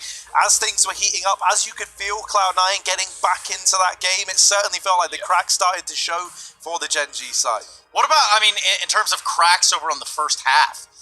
We saw some of that little bit of mortality here from at least Cloud9, and then we flip it over, and it's the same look from Gen G. Is that a testament to the map overall? What are we talking about here, fellas? Yeah, I think Gen G, that's inexperience. That's a great example of when you've picked a map, but you don't necessarily have the deepest playbook. Like, you got ideas, they had a good T-side, and they clearly knew what they were doing, but when what they were doing didn't work, there wasn't any adaptation, there wasn't any change from Gen G. Looking at how that was falling apart on the T-side for Cloud9, it was A-side executes. It was falling back into retakes, and Gen G couldn't get those retakes. There are a lot of ways you can deal with it. Obviously, it's very, very hard in the midst of those 5-on-5 retakes, but Gen G Their answer was to just give up ramp and fall back into the A site because they were losing the ramp fights early and start playing crossfires between someone and Bentet. That was fine early. They were getting some close retakes. They got that 3-on-1 that Daps got off the bomb. They had some winnable rounds, but you sometimes do need that early advantage. You need that player to peek aggressively on the ramp to get a kill. Put automatic in position, let him take a spawn, let him get a frag, fall back into a 5-on-4, and then play retake. We just saw automatic, the top performer for Gen G, kind of hamstrung into just playing middle, just sitting there, not really doing anything, playing retake, but by that point, his team are all dead, they're smoked off, he's got an orb, probably just save. It just didn't feel like Gen G had any answers. Let's talk a little bit about some of the B side here for Gen G, at least on their CT side. We're going to run the numbers. You can talk about those all day long, but the numbers are in the books for Cloud9. How about on the B side, though? We talk about the CT side for Gen G. What went wrong, and how many times did it happen? Well, you know, early on, I think their solution to the B site was actually pretty great, right? They had Kusta going aggressive there and being a bit of a nuisance, right? Like, you think about the MP9 round that just about eluded Gen G. You know, like, early on when he was coming in with that aggression and they were setting him up to try and get some presence down towards B, it looked like that was going to work for Gen G. However, then we had a really good answer from Cloud9, and that was that every single round they set Sonic up over towards the bottom of ramp without fail. They would have him in that position, denying any form of you know, presence the way of Kusta. And from that point on, right, the moment they set that as a precedent, and suddenly these B site players had to play back in the bomb site, well, the flashes, the executes, all of it was great for the Cloud9 side, and it just didn't feel like there was any kind of solution from Gen G, right? And that is where this decision to go to Vertigo, a map that they don't play that much, maybe has come back to haunt them. As you said, it felt like they didn't have like these ideas to go back to, whereas Cloud9 definitely did. They're going to learn a lot from that again, right? Because as said, that was a map that Cloud9 already beat them on in overtime back at Flashpoint. So, you know, that's happened to Gen G before. I'm sure they learned a lot from that series. This one was, again, competitive. I'm sure they've learned a lot from that. But they're not going to be feeling too positive dropping that map and heading into Train. That's going to be our finale for the series. And I think Cloud9 are back in control of the momentum. Well, you asked for it, and that's what we got. The third and final, the finale, as Hugo calls it. We call it DE_Train, and it's where this semifinal is going to be decided. The winner of this moves on into a grand final, featured as our Super Series on Sunday. But for the time being, it's Cloud9 and Gen G back at it in the server when we return.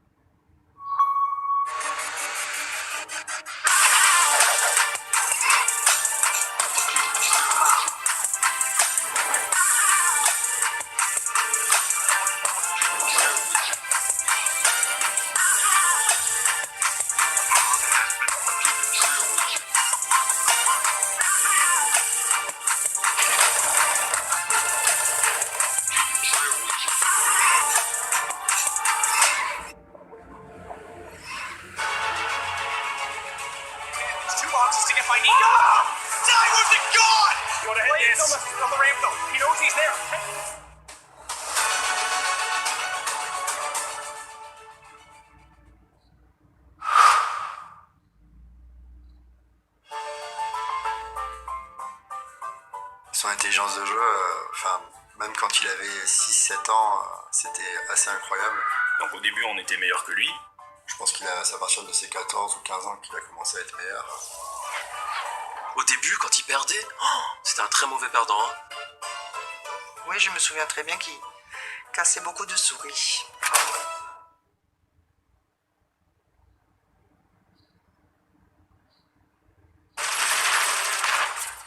Everybody loves an underdog. Who needs to be liked? Mountain Dew Amp Game Fuel. Victory in a can. Last year, we took 2 lucky winners on a trip to Berlin and gave them the experience of a lifetime. This year, we can take you for a trip to Rio. Take part in a series of GG.bet contests for a chance to win awesome prizes and a trip to Rio. See details on the website. You were sitting next to me, I don't understand. It's just I've never seen you smile. You wanna make out, give me second. It's just you never talk, I never listen. When do we fall in love? Make up your mind, honey, cause I can't pretend to like you. I hope you feel the same. I take a chance and not lose. I can't pretend to like you. I can't pretend to like you. I hope you feel the same. I take a chance and not lose. I can't pretend to like you.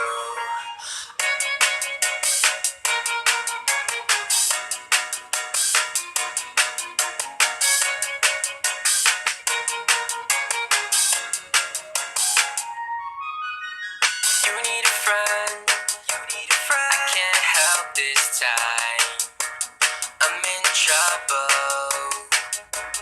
It's your eyes, I can't seem to focus. It doesn't matter cause you live a lie. You want attention from every guy in the park, but when you call, give you my heart, you rip it out. I can't pretend to like you. I hope you feel the same. I take a chance and not lose. I can't pretend to like you. I can't pretend to like you. I hope you feel the same. I take a chance and not lose. I can't pretend to like you. I can't pretend to like you. I hope you feel the same. I take a chance and not lose. I can't pretend to like you.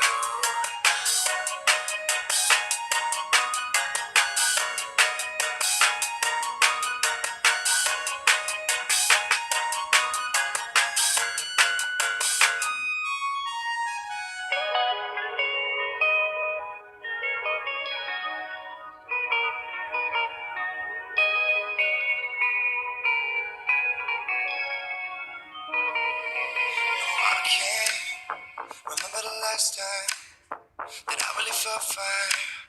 Now I'm trying to rewind. Cause lately I've been feeling kinda hazy, like I'm stuck in a daydream, and you're not here to save me. Down and out, I hit the floor. All is fair in love and war, but I can't do this anymore. No, no. So take me to a place I know, somewhere I can feel my soul. Lately I'm skin and bone, so hollow. I've never felt so alone. Need you more than you know. ESL 1 Road to Rio is brought to you in part by Intel, Mountain Dew Amp Game Fuel, and GG Bet.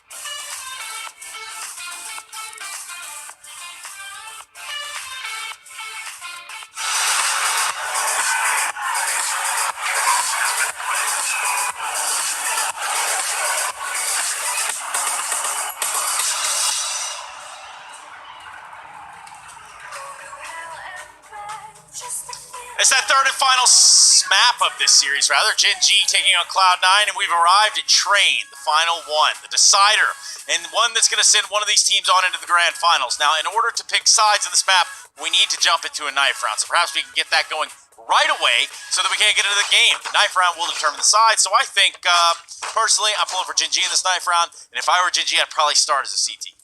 Yeah, nice call, and that was a perfect throw, Trace. Great transition. You really pulled that knife round up instantly. And this is holding some importance, obviously, on Train. You want to get that CT side. That being said, both these teams are better on the T side statistically, at least equal, rather. 52% T rounds for Gen G, 49% T rounds for Cloud9. It's pretty close, all things considered. Speaking of all things considered, not only do I wear the hat, I do have to ask Harry whose hat he's going to be laying his bet on, at least in terms of this matchup. Do you still want to stand by your prediction to Cloud9? I did say Gen G to begin with, and I probably will stick with that one. Hugo, you picked Cloud9 in this one. Are you still feeling good about that Cloud9 pick? Well then, we're going to have to wait and see. Train on the horizon, a third and final map in this semi-final series. And that music, Trace, what does that music mean? Usually means it's time to live on 3. So let's do it. Train. This is it. This is where it's all decided. This This is what it's all come down to. Some blunders on the map of Vertigo.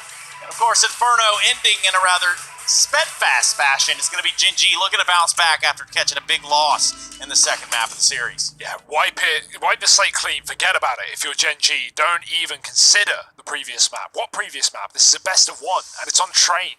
Cloud9 on the CT side, on the T side rather, and Gen.G going to be bringing the heat. First kill from Kusta. Bomb's been dropped in the sandwich. Blossom is coming in from above as well as he looks to find Kusta in the sight. He's doing a good job on his defense too before he falls. Sonic almost trades, but actually sneaking through the smoke is Som. He's coming on a back flank, and he's still got the bomb under his control. He needs to get up the ladder quickly, and they're not going to be ready for such a high up angle, but he doesn't realise he's walked right over a player, swapping positions with OC. He's wondering, where the hell's this guy gone? There he is. Som finds the kill, and the bomb is still at his feet. Another player on 10. Som just a bullet away. He's got the info. He knows where they both are. This is a winnable round.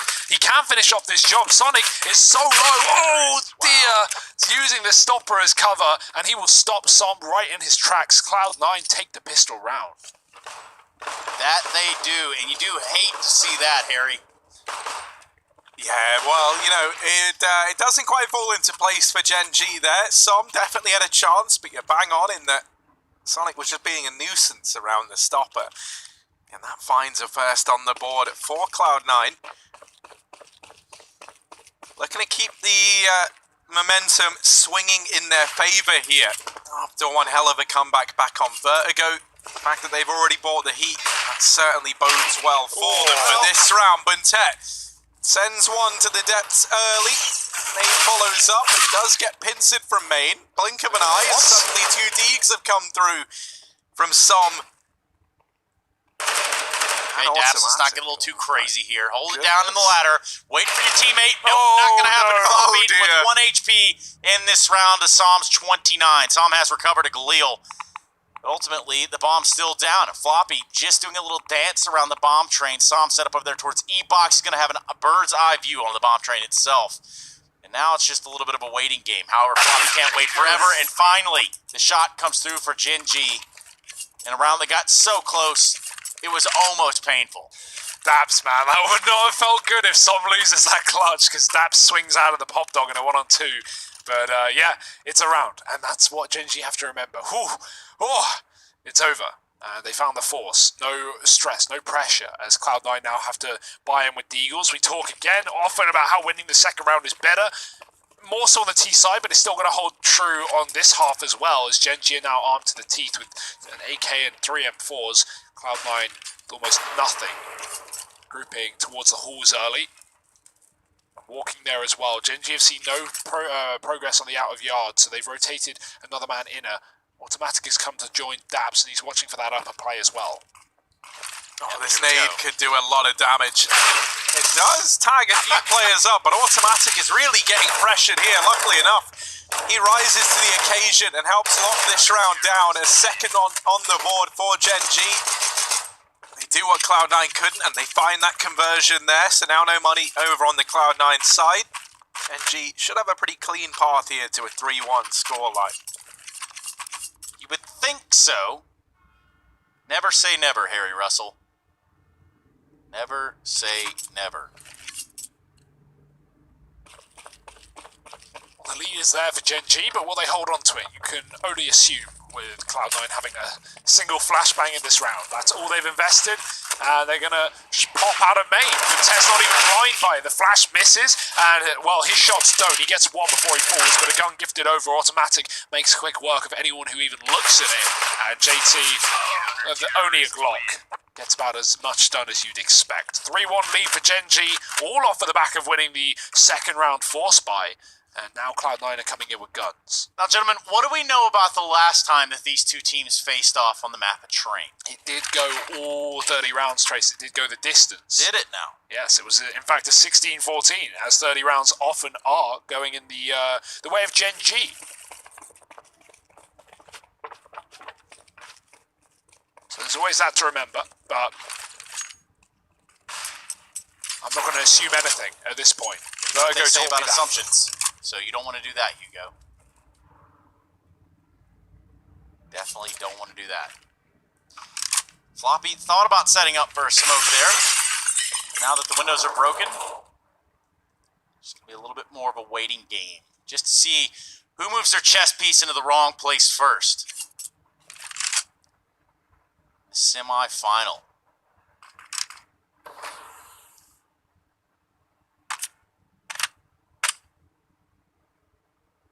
They want to split outer here. Cloud9 have 2 Ivy, and they're taking the Pop Dog as well. Kusa's just stalled out for so long. And Automatic is push main as well. Gen.G have a good bit of info, but I don't know if they realise this is going to be an A play. They still have 2 inner. Now Sonic makes his presence known. He gets 2, but Ted jumps. The score wheel bites him back, and OC opens up for Ivy as well. Cloud9 are all over this site from every direction. What an excellent execute as it's left Som on his own. Well, you know, somebody once told me. What did they tell you? That Cloud9 are going to be all-stars in this round. And look what happened. It's pretty easy to see. Cloud9 will be putting a second up on the board. Not much here for Som to work with. He's going to get out, and that's it.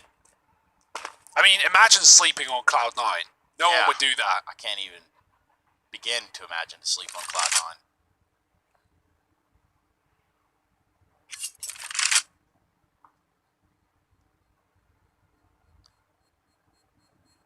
Harry's here as well, by the way. He hasn't said anything in a while. No. Well, you know, just for biding my time. I tried to get a word in a moment ago, but, you know, Hugo was having like a nice little monologue, and who am I to interrupt that? So, a second on the board for Cloud9. W. May I not have been eating some bread as well? Or brod. I learned it was that in German.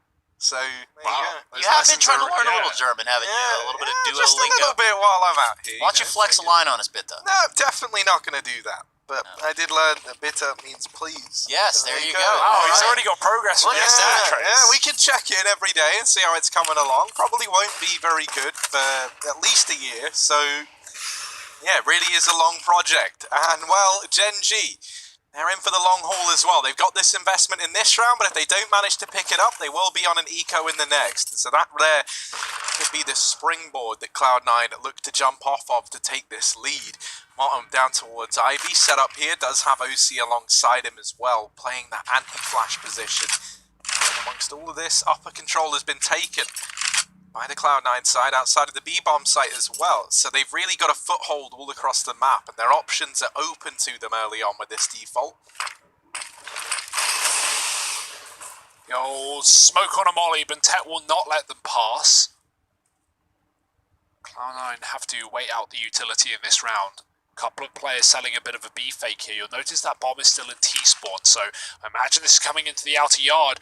Ivy pressure coming in, double smokes on B. This should draw a rotation. Gen.G expecting another B play. Cloud9 have gone for a couple of them, but it's a fake. But Tet's gone up the ladder to flank. He will at least get that info, but he's dead immediately. Gen.G have to run right back into A, but Ivy has been conceded. That earlier take has paid off as Floppy and Motto get a kill apiece. Som with 1 is only good for 1, and now it is going to be left on the shoulders of Daps, the in-game leader here for Gen.G. A 1-on-3. Bomb getting planted. He's got a 1-on-1 here on Ivy first. Quick, clean, everything in between is Cloud9 finding 3. I love that B fake as well, right? Like that, Gen.G fully fell for it, and even though Bentet goes up ladder, like he can win that round there, right? If he gets 2 kills, if he mows them down on a spray down, maybe Gen.G win that round. But even though he dies, he gets the information. Gen.G rotate fast, but because of Cloud9 setting Motem and Floppy up in Ivy early to take that position to feign a B fake with some CT wrap, they actually just get into backtracks and cut off all the rotations. So Gen.G can't even get back into their own site. OC's opened this round up with the AWP. Motem is wasting no time getting stuck in with the MAC-10, but he actually does get it stuck to him. Sonic here, and now actually just ruining everyone's day, does deliver a double. Cloud9 take themselves the lead, and they go 4-3 up. So Gen.G, a problem starting to emerge here. They are able to win that second round force buy. They found 2 conversions on the back of it, but since the rifles have come out, since it's been the big boy rounds, Cloud9 have stood head and shoulders above them. And is that set to continue? Som does bring the AWP out now for Gen.G. He will be running at glass cannon. That's something to bear in mind, especially if he's relied upon later in the round. Fast play from Motten. Already very, very deep. And now an Ivy Smoke falling to give him a veil to hide behind. This is already far deeper than anyone from Gen G looks ready for. But actually, as I say that, Kuster has flicked on round to keep an eye on an aggressive green player. Now, able to win that fight. Just being a nuisance here. These 2 kills are more than enough from him because the rest of Cloud9 are looking to get stuck in at the B bomb site, but they've changed their mind. They go back. Buntet at the E-box might go unaccounted for. This could be a disaster. Som has helped out, and suddenly Motten, the man who looked to start this round for Cloud9, is the man left to try and end it as well, but Buntet's looking the wrong way. Gets completely blindsided. Motten on for 3. Daps comes in with the wide peak and does get that trade, so Gen G straight away are able to put a round back on the board, save double AWPs as well. Gonna have armor behind them in this round. So this game just continues to be neck and neck. Yeah, that was a weird one, right? Motten gets 2 and he smokes himself off and tries to wait for his team, but at that point, Floppy makes or tries to make a play. He peeks out up a B in expectation that Gen G had rotated because of Motten, and they hadn't. Som gets a kill with the AWP, and then off of the back of that kill, Cloud9 actually go right back into A. They don't want to commit to the B site, and they walk into the stack. That's where Gen G had rotated because of Motten. So even though Floppy died there on that peak, I think if Cloud9 commit B, they probably win the round. So that's an unfortunate one for Som.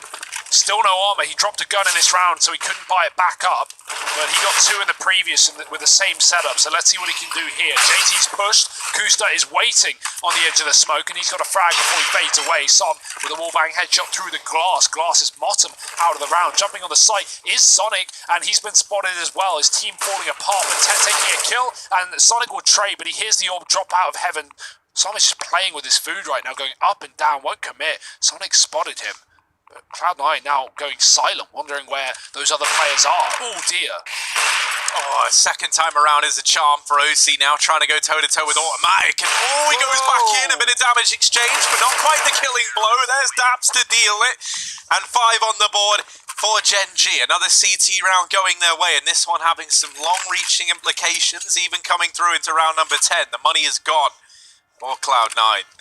Nice to see Daps choosing to rotate through connector this time, right? Like, that's the thing. As an inner player on this map, you need to stay dynamic with how you rotate into outer yard. He's got on these pop flanks quite a lot, and Cloud9 are going to start reading it. So, coming through connector in that one, spicing it up, changing things around, and keeping Cloud9 on their toes. He mows them down both as they try and get towards B. Now, Cloud9 getting towards B in a bit of a faster affair. Daps hears it all. Molly's the ramp and the smoke on it. Automatic doubles down with a kill. And 2 for 1. Finds a third. And that will be the round instantly for Gen G. Cloud9 at least make those Glocks quick and clean. Yeah, Daps having a nice recovery as well, right? He finished Vertigo, bottom of the board for Gen G in a very big way, right? Wasn't even able to reach double digits in that map. And so seeing him arrive on train, you know, being, I think it was like 0-4 down at one point in time, I was a little bit worried that it was the same Daps from Vertigo, but starting to find his footing now a little bit more. You know, with Daps, you're not needing a mad fragger. You don't need him to put up 25 kills. But you do need him direct traffic. That's what you need from him. And right now, he's got some supercars in the garage. We're talking about the likes of Tim Ta, Automatic, Bintet. Do you call him Tim Ta? Do you mean Automatic? Is it just, you know, knowing pro is not even a big deal for you? Or That's basically like what it is. You know, I know pros, so it's First really name not a big basis. deal to call them by their first name. Like Chris De Jong, you know, like that guy. You and him go way back? Best bros, actually. So. Oh, well, Automatic in this round. Mr. Tart lighting up this ramp area. Daps is here as well, and he rises to the occasion. Floppy's now looking for this trade, and he does get brought down very, very low in that engagement. Tries to go for a little peek into the site and wasn't anticipating a fight from it. Automatic with 3. He's really come alive in these last few rounds for Gen G. This AWP really making its presence known. Sonic in a 1v4. And he's looking for anything. Anything Gen G will give him. And the problem is Gen G, they're not in the giving business. They're in the taking business. And right now, business is a booming. Sonic, what can he even do here? You know, I'll have to find out, but probably not going to be much. This bomb out in the open. Everyone with their sights trained on it. And Sonic knows this is an undoable round, right? It's not nice to admit it, but but he's got to hold on to this AK, keep it into the next. 7 now on the board for Gen G. They make quick work of that full buy round from Cloud9. Yeah, Automatic, he was, as you said, top back on Vertigo, 26 and 19, top of the server despite losing. Often in, playing middle and having to save his AWP as the A side got lost for Gen G. But right here, on train, he is feeling very at home. 4 and 1, opening duels, 5 multi-kill rounds, and just continuing to add kills to the board. 15 and 6 by the end of things, or 14 and 6 rather by the end of things. He's just going to take the round for Gen G. This is great to see him on the AWP and having so much success with it. Cloud9, hero gun saved from the previous, relying on Sonic to do a lot here as pistols are around this buy.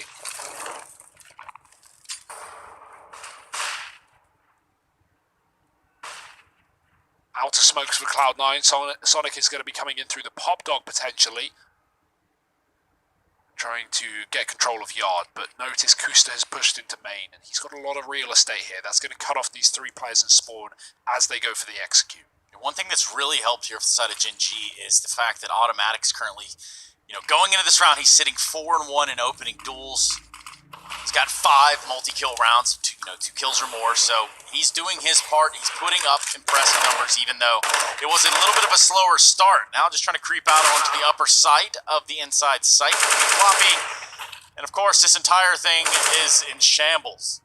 JT left, and there's nowhere for him to go and nothing to do. I like the idea there for Cloud9. The idea is they throw the outer smokes. They hope the Gen G rotate one of those inner players away, because do notice, when Gen G don't see an instant rush for Cloud9, they default to double inner. And so Cloud9 are trying to affect that. They're trying to draw one of the players away. But not only do they not draw a player away, but they're hoping Sonic can run out of upper and get some kills and freestyle, open up the site.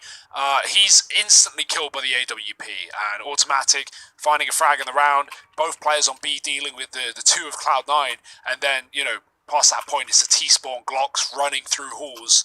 Good luck. Great half so far for Gen G, 8-4, but these last 3 rounds are worth their weight in gold.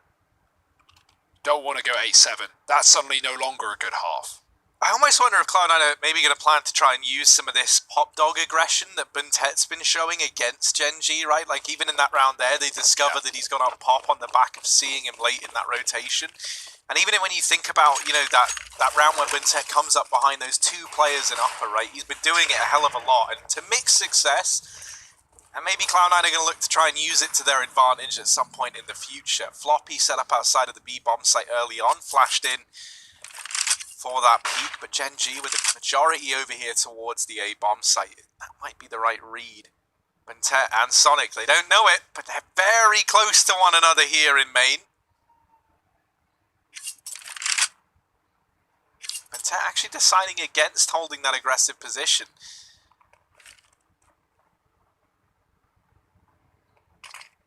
And that's why. The re-smoke will keep Cloud9 out for a bit, but they are playing away from this position. They're hoping that Gen G, seeing nothing on A, will be playing this double inner, and they do. Automatic's on Yard, though, and that's good to see. We've got 1 AWP on B, of course, but Som has a fast rotation available for him.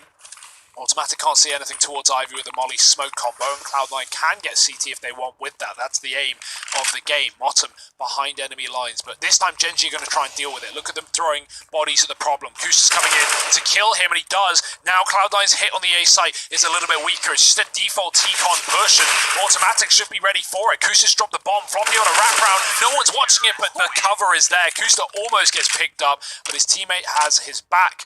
And that's going to be Gen G finding 9, breaking the money once again of Cloud9, who might just buy straight in, considering 4,300 on most of these players. It'd be enough. And yeah, they're going to go for it. They're fighting for as many rounds as they can on this T side right now. You have the last 6 going the way of Gen G.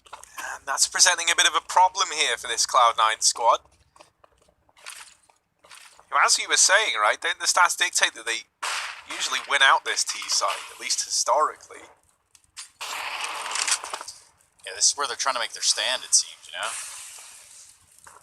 Yeah, and even when you think about something like momentum, right, and how for Cloud9 it was really picking up at the end of Vertigo, well now it's really been slammed back down to earth. Do they have it in them to recuperate some of these rounds? Sonic certainly seems to think so, but the trade equalizer at least in from Som. It's a very fast A-play, getting in the face of Gen G, and that's where Cloud9 look to do their best work. Daps is waiting up on the boost, and he does deal with this pesky Sonic inside of the site, but it's still a man down in this A-site hold now for Gen G. Daps is playing a pivotal role here.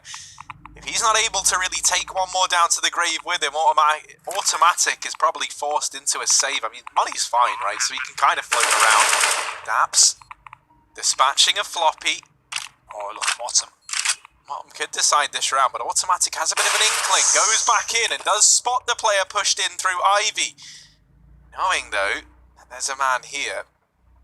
Might not be enough for Gen G to find the round. They still don't know the whereabouts of JT. Time is ticking away, and there's the first tap of the bomb. Motten forced into the open, and a 2-on-4 that Gen G are able to get across the line. That is wild. It's Daps and Automatic to get the job done. And I look at that and I see problem solving between Daps and Automatic. You can see that, you know, they want to play it slow. They want to play a little bit more methodical, perhaps bait that guy that's fighting from Ivy into a fight that he doesn't want, an old bomb train. But overall, they're able to stick it out with Automatic landing AWP shot on the guy on T-Con. That was pretty much a done deal. So, last round of the half, Cloud9 not looking as sprightly here. Gen G, on the other hand, pretty good.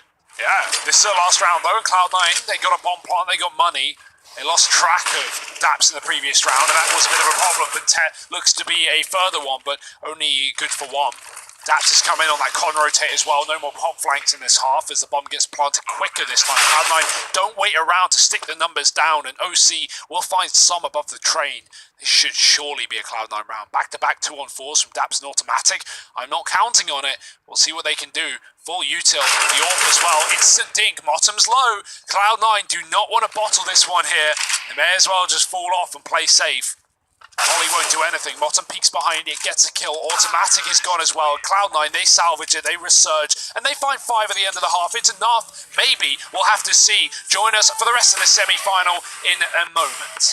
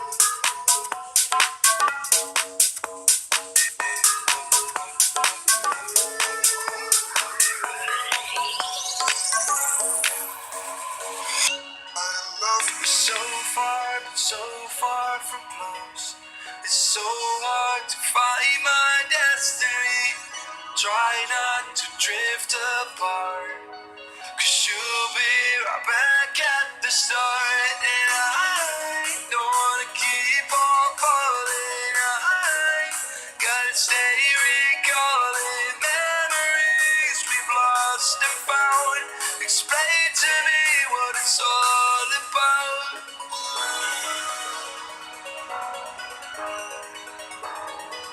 Don't wanna keep on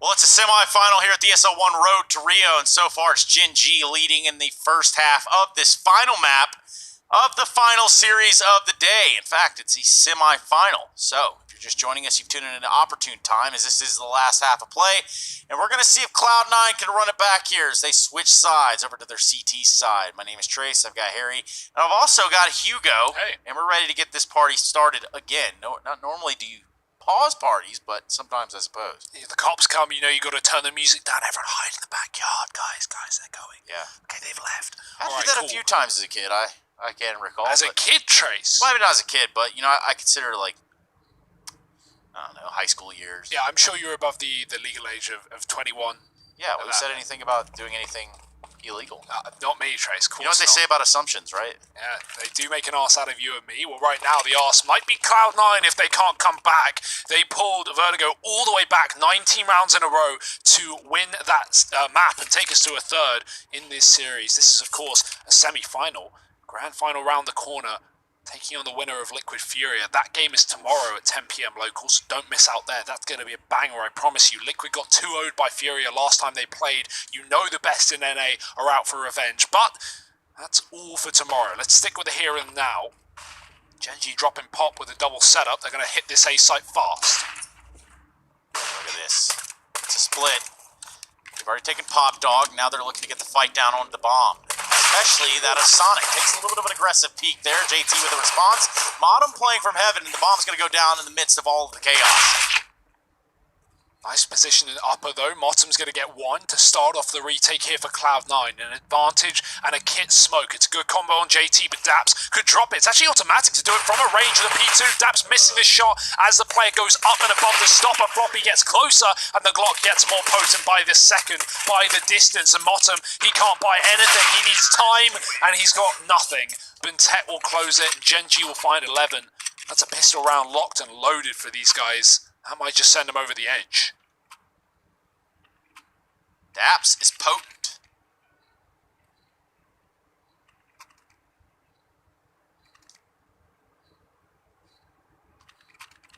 Just wait it out. I mean, that last game of Vertigo ended in such a fashion. You would have had to have seen it to believe it. But if you do want to see it, go to watch.eslgaming.com/VOD, where you can catch up on all of the action, both Counter-Strike, Dota, other competitions going on through ESL. Kusta ready for the push-up B, but there's another man in the form of JT who's got a tag, looking for two. That's the magic number the grenade might do. Smoke on the Molotov. HG's not found anything. JT with a second opportunity. They're close, and he is almost on the mark. Just about for Bentet. Great shot. Felt like JT pulled the trigger. You can hear quick typing as well. You know he's not happy after that one. I wouldn't be either. Ooh, look at the damage by Scouts. There are 3 players on 30 right now for Gen G. This should still be their round, but if Bentet dies in the Pop Dog, ooh dear, Floppy can have an AK on this outer sight, and that's where Gen G are going. Bentet, very safe decision to not commit here. Automatic already has A, and Cloud9, Gen G aware of the Pop Dog. They're aware of this position, and they are watching for it as well. They don't know. That's the thing. They can only assume, and it is a correct assumption, but Floppy's not actually made any noise. He's actually going up and above, because Cloud9 might be looking to save in this round. Som has this scout cut off, you would think, but OC hits the shot. Now this retake, still not happening, but Cloud9 will get away with some weapons at least. You know, that's a topic that we actually, I think, discussed with Device, who said something along the lines of the scout being a little OP. Yeah, and you know, Cloud9 do the same that Astralis did in the sense of buying 3 scouts in this round, and they found so much damage. It's really on that JT Buntet kill. If he gets that, it's a completely different round. But that gives Gen G control over towards B, it forces Cloud9's hand at a rotate, and then Automatic finds a timing out into the yard. So, yeah, it doesn't really work out there for Cloud9, but it's only a force, don't have to worry about it. The worry is more the score than anything. They're going to have to eco another round before they have guns, and at that point it should be a 13-5. Should be, Harry. Really should be. Yeah, that's going to be one hell of a comeback, right, if Cloud9 are able to, but that is the big question mark. You know, it's really not an easy spot to be in by any stretch of the imagination. This round here and now, there's a bit of an exchange over towards B. The bomb was spotted in amongst it, but Cloud9 haven't elected to rotate. They've got 3 players here at A. They're looking for these gunfights. Gen G slowing right down. And now, with these players trapped here, if this bomb does come out towards A, that's a little bit dangerous here for Gen G. They don't know how many players are down here. Shouldn't be much of a problem though, and it is getting dealt with. And so they are able to find the conversion. 13-5. Cloud9, it really is now or never. If they want this comeback to begin, they'll have this investment now. If they lose it, they go 5-14 down with another partial investment on the horizon. Yeah, not ideal. It's not optimal for Cloud9. Still some fight left in them. These next few rounds, well, they're going to be very telling. Just 3 for Gen G, and they have secured a grand final appearance here for the ESL 1 Road to Rio. And all in the effort to qualify for that big major. Rescheduled towards the end of the year. Speaking of rescheduled, any plans Kusta had in this round? Well, going to have to give a rain check to that one. He's the first one to go out. A quick shot from OC with the AWP, and that could be the solution for Cloud9. One of the solutions. It's pulling this game back. Gen G setting up outside of B now late. They are taking their time to walk there, and that's given time for OC to post up on upper B. So, good inner setup here. Floppy as well on the ramp. Been pretty quiet in this map. But not on this team, and I think that's the part that we need to kind of hone in on. Is This could very well be the end of Cloud9's run in this Road to Rio. Yeah, if this round doesn't go their way, it most certainly could be. They are going to be stacked up against overwhelming odds, but they at least sit with a man advantage here and now. You know, the comeback's got to begin somewhere. Why can't it be in round 29? Floppy holding down the ramp, but on the rafters, players have slipped by. Buntet and him having a bit of an awkward exchange, and Daps is the man to win it out. From inside of the bomb site, a 3-on-3 now for Gen G. This was a 5v4 round for Cloud9. Daps has clawed Gen G back into it, but Buntet gets caught out in the front line, and now this advantage residing with Cloud9 again. Daps gets away with a lot of damage, but not the kill, and this leaves Automatic in a very hot seat indeed. The molly forces him out into the open. Cloud9, they're going to take the first in the rifle-on-rifle rounds. They put themselves as 6th on the board. And they're ready to remind us that they are still in with a shot of winning this series. They certainly are. Cannot dismiss that.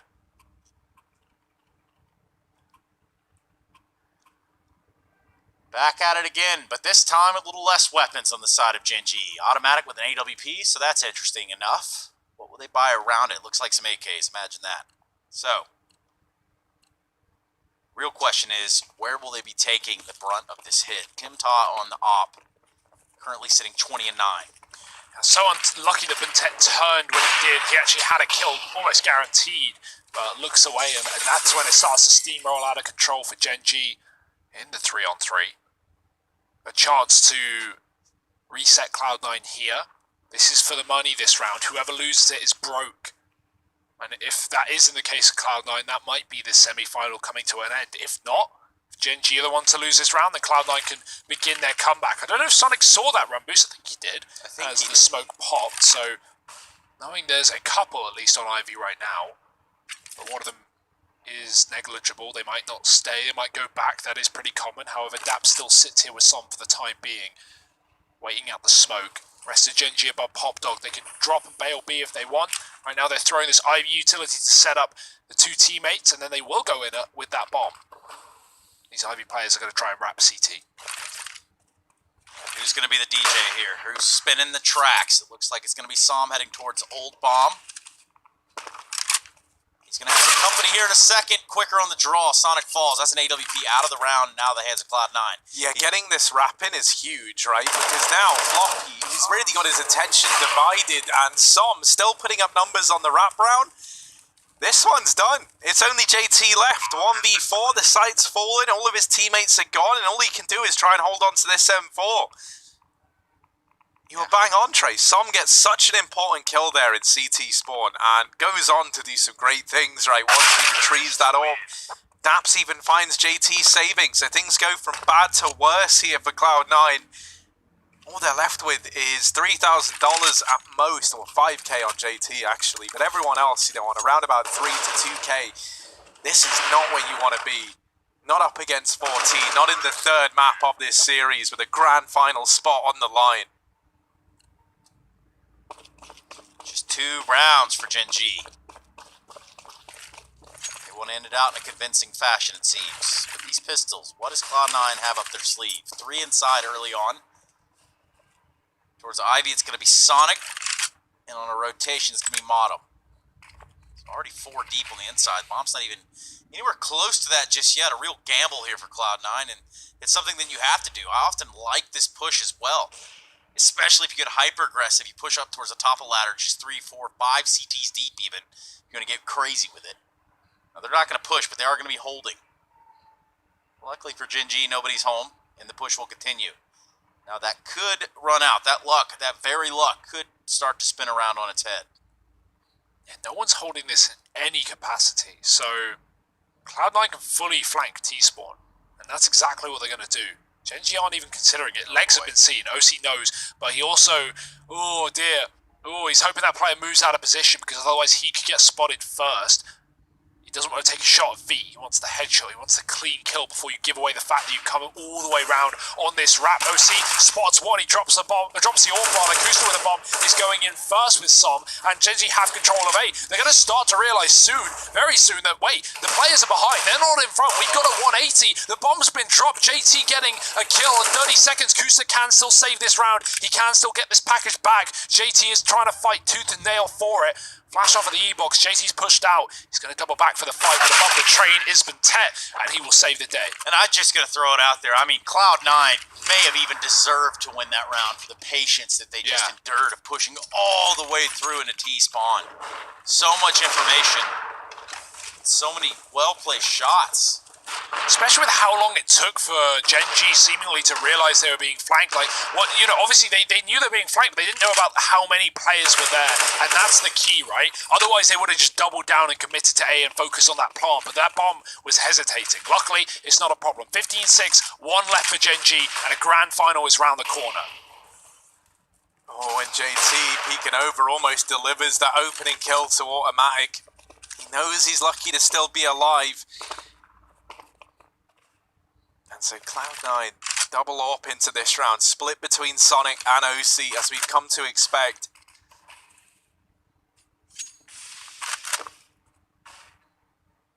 Ivy control looking to get contested by Som, but I don't imagine this is where Genji are looking to put the bulk of their forces. They rotate players back now. We might see this smoke throwing down again to try and get Som across into CT spawn. That was a nifty little smoke that I think was thrown by Kusta in the round before. Of course, falls the whole bomb and denies you that presence from the bomb site down towards the backtrack. So,